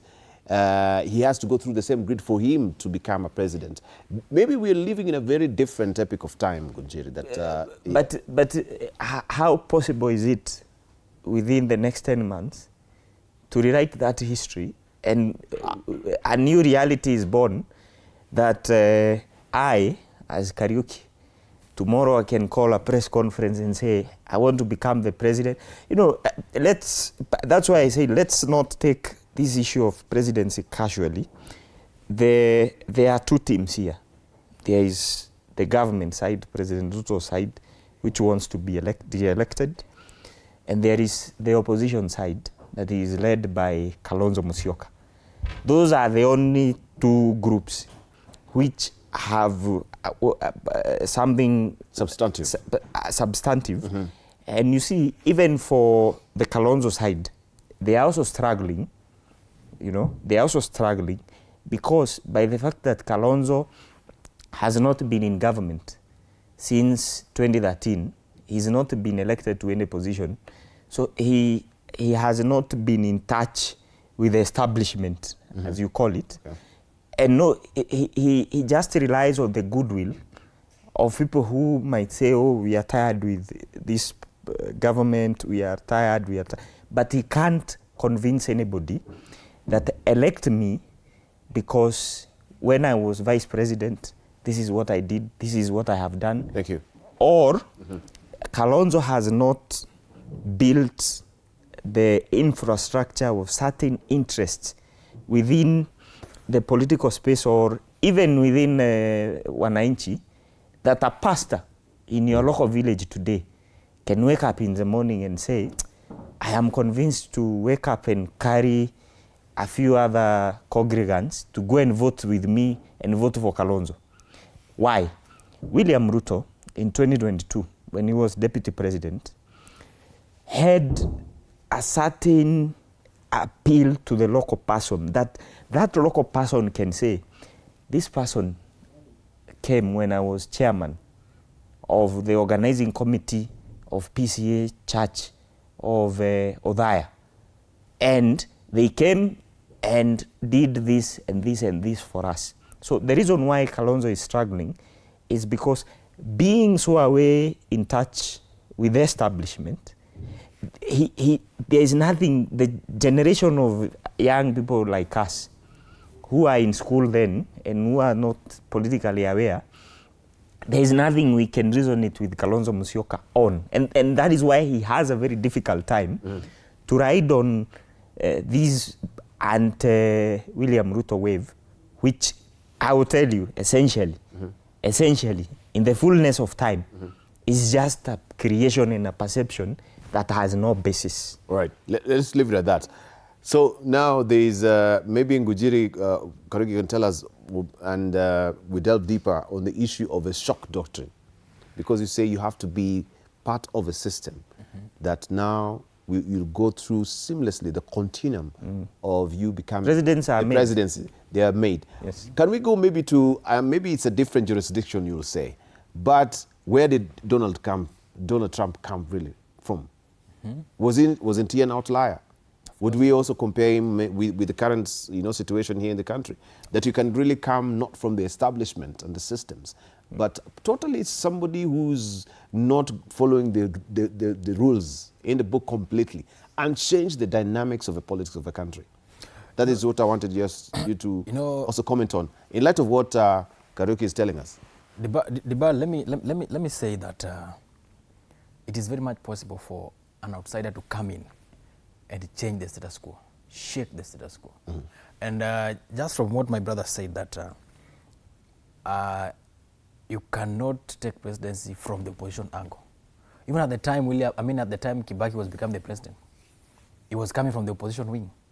He was not coming inside from the government side. Kibaki was already in the opposition, fighting the regime of Moi, and he captured presidency. Before he proceeds, let me answer that. Just a second. Just a second. Yes. You know, in 2002, you remember Moi? I know you want to say Moi was not running. Just a second. Do you know the reason? You know the reason why the momentum died for Moi was not running. For Moi? Yes, Moi had already said, I am not going to vie for another term. Yeah. And so people had already said, okay, now just go. It is not the same reality we are discussing now. And it's always an argument that anybody aligned to the government of the day keeps bringing up. Whenever you say that the status quo can be changed and the president can actually be a one term. Look at 207. we are all aware that Raila won the election from the opposition side. And that one, it has been documented and everybody knows. If Ngujiri if Raila was today alive, and Ngujiri was in the position I am in, he could have agreed that. No, there is no. 207 Raila there is no evidence. no evidence that he won. There is no evidence. There's no evidence that but Raila we've had won. commissioners also, you know, I mean, the fact that there was. If Kivoito said he doesn't know who won, okay, doesn't mean he said Raila won. But some of the commissioners, of course, who are with Kivoito, he's not here to, of course, speak for himself. Yes. Yeah, have actually come out. Yeah, come out. What we can say, that's a disputed election, but it's not proper for him to say. Can finish then. Okay. The point is, what I'm saying is, it is very much possible to disturb the status quo and change the conversation. And it is very much possible for an outsider to take over power. I agree with the fact that it might be slightly difficult based on the realities of stuff that are there.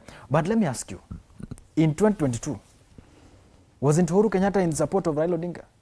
I mean, what kind of power can somebody have than a sitting president? And Raila was there. William Ruto was in government in the opposition. Another point. Just hold on. Another point. William, let me guide you. Hold on. William was in government and also in the opposition. If you look at William from the onset of Bomas all the way to elections, William was an opposition leader. Just operate. Can I guide him? Which dispels what Ngujiri... No, before you even comment, you've said that it's very hard now to oust. Yes, you know, and I stand with it. The president who is actually sitting, isn't it? Yes. An incumbent. Yes. Yeah, but listening to what he's saying, yes. Did we not in 2022? I said, William Ruto ouster an incumbent. Yes. I said William Ruto was being prepared over time by the system up to around 2020 when the handshake happened. 2018. When was it? 2018. 2018, yes. He was, in fact, not even 2018, 2020. That is when they started not being very close with Uhuru. So that whole time from 2013 all the way up to around 2020, William Ruto had been prepared. In fact, he had even inherited the support of Uhuru in Mount Kenya. The MPs, elected MPs that time, who are loyal to Uhuru, shifted to William Ruto's side. So William Ruto had been prepared by, including Uhuru Kenyatta. So it was impossible. 2 years. So this was the 10 years. Yes, it was 2 years to election. Ruto deal. It was impossible for 2 years to election to overturn that reality and bring another person.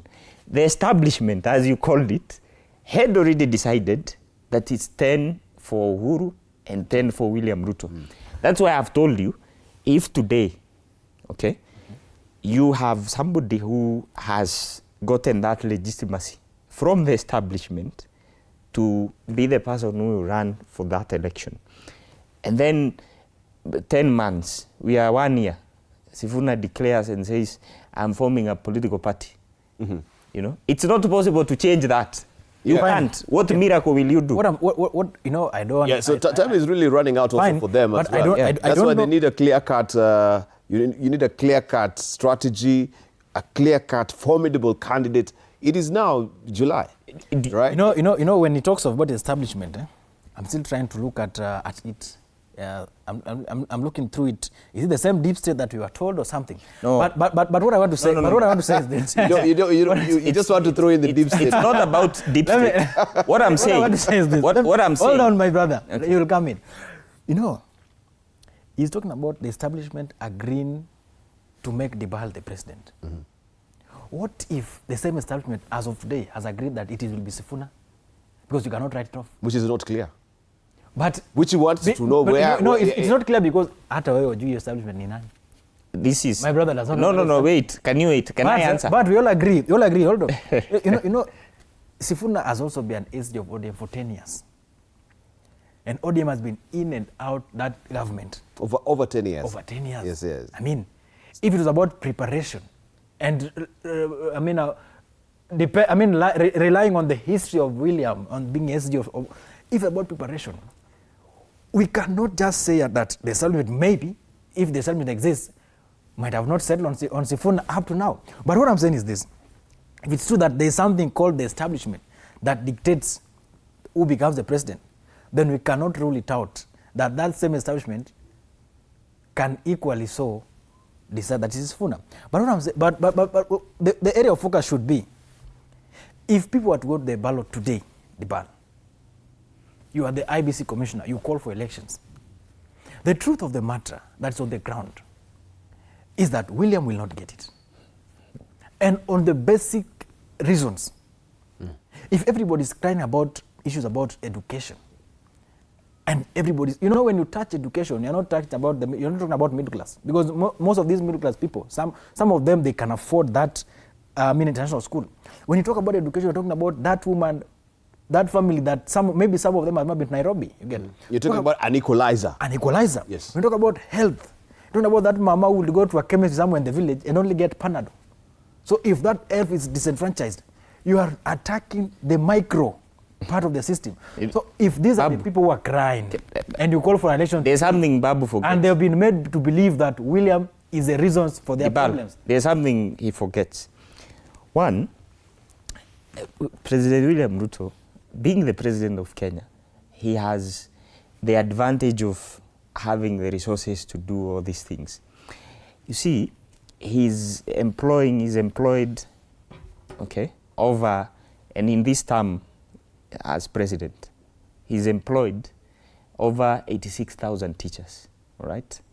He's building over 20,000 classrooms. That is ongoing in education. He has changed that education funding model to yes, from the new funding model of the one that is causing problems up now? No, that one is actually coming in to give support to those who deserve. But as opposed to no. There is something called equity.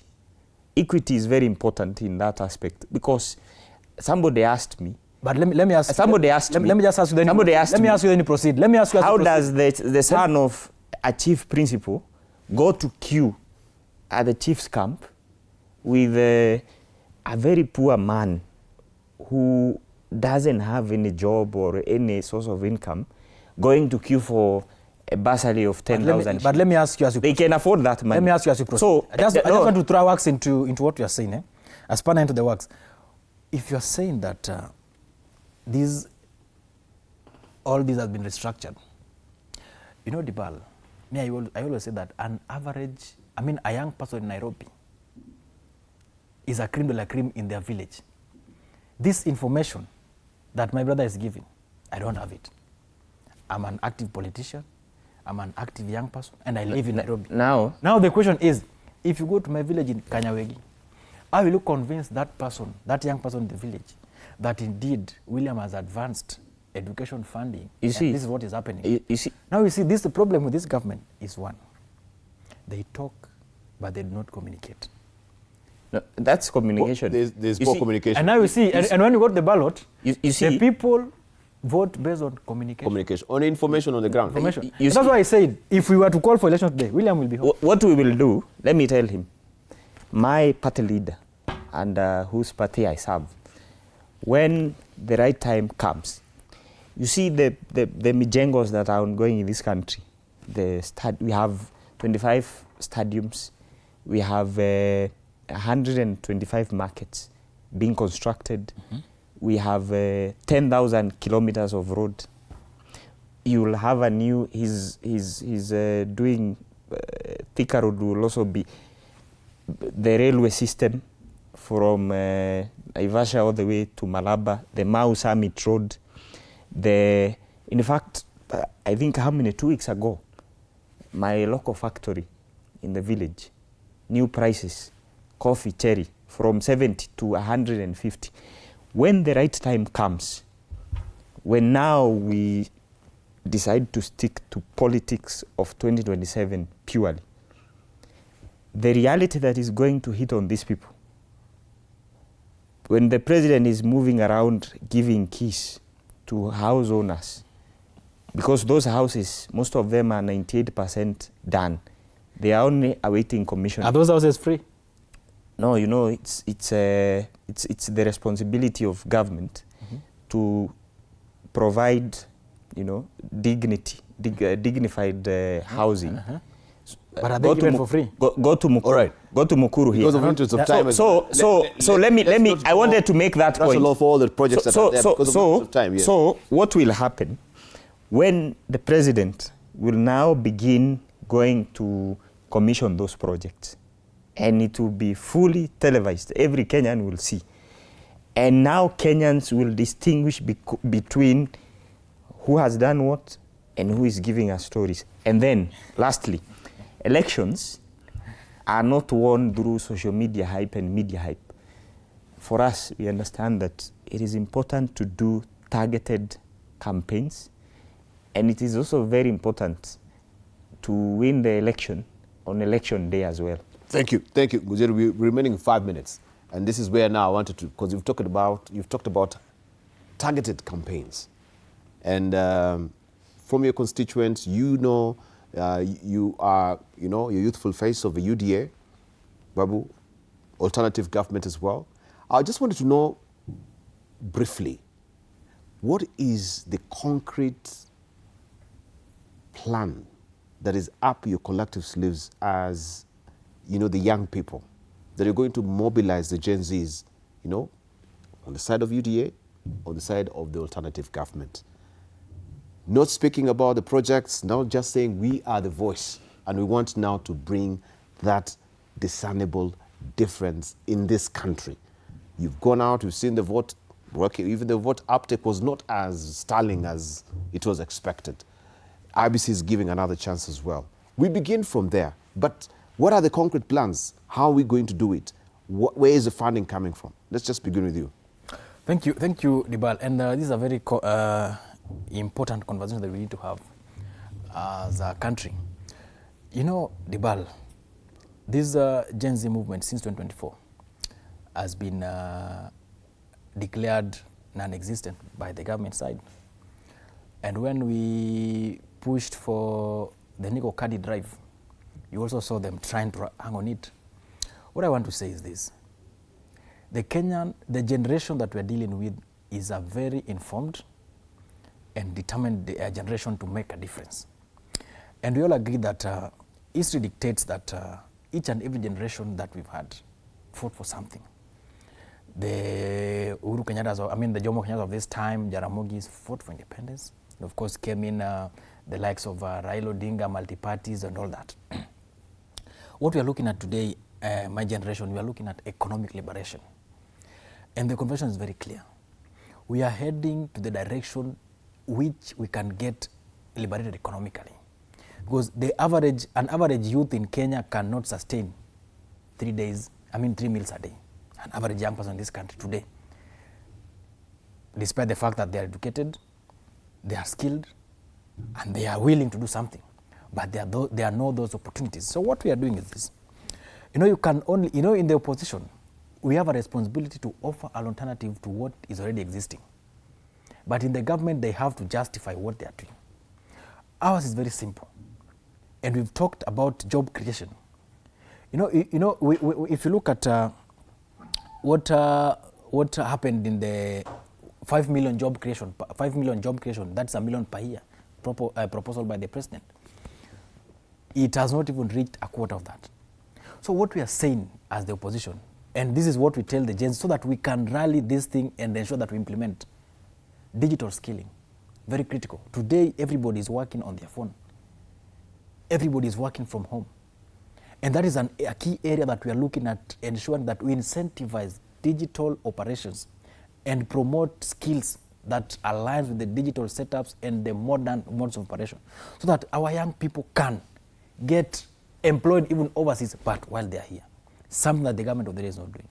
2, we are prioritizing on the issues around education, so that each and every family can have at least a degree holder, which is something that has been made extremely difficult by this regime. And that's why I was questioning the funding model.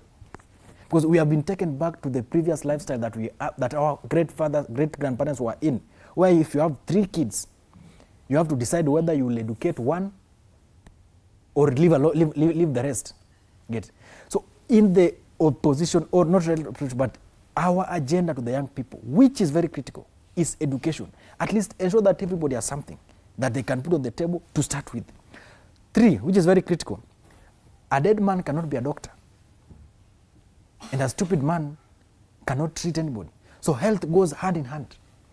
And this is something that we are looking forward to downgrade up to the locals. So that the same way the Dibal can get treated. Yes. And get, let's say, we call it first-class medical service. In the same way. So as I finish, the young people of this country, my generation, are very clear on what they want. And have emphasized on economic liberation, because that is where the problem starts. And that is the reasons why we went to the streets. Right. Everybody felt they are educated, Thank but you. they don't have economic power. Next time when you come to this conversation, we want a document to see this is a plan. Not just talking offhand. But no, we want to see the document plan. is there. No, we want to see the plan. I'm just paraphrasing. What is the document? No, we don't want to go with the paraphrasing. We want to see this is the document. We interrogate the document. Right, Karaoke? Yes. Finally, yours as well, briefly. Yes, winding up. As an official of the party, yes, first of all, my simple assignment is to make sure that I continue engaging with the youth that belong to the UDA and those that we are winning every day to join our side. Yes. And indeed, the young people of Kenya are beginning to see the promises that we made in 2022 now working.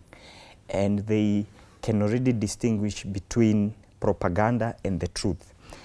Going into 2027, my party leader, the president, deserves your vote because he has been delivering on those promises that he made in the Youth Manifesto. We have most of those items being covered in some of the projects. For instance, the Nyota program that was launched has gotten to so many young people. The creation of jobs, the new university funding model, and today, for the first time in the history of this country, in terms of peace and security, which was a problem for young people in the Asa regions, has now been stabilized. And the country is now absorbing very useful young people into the job market, creating opportunities even away.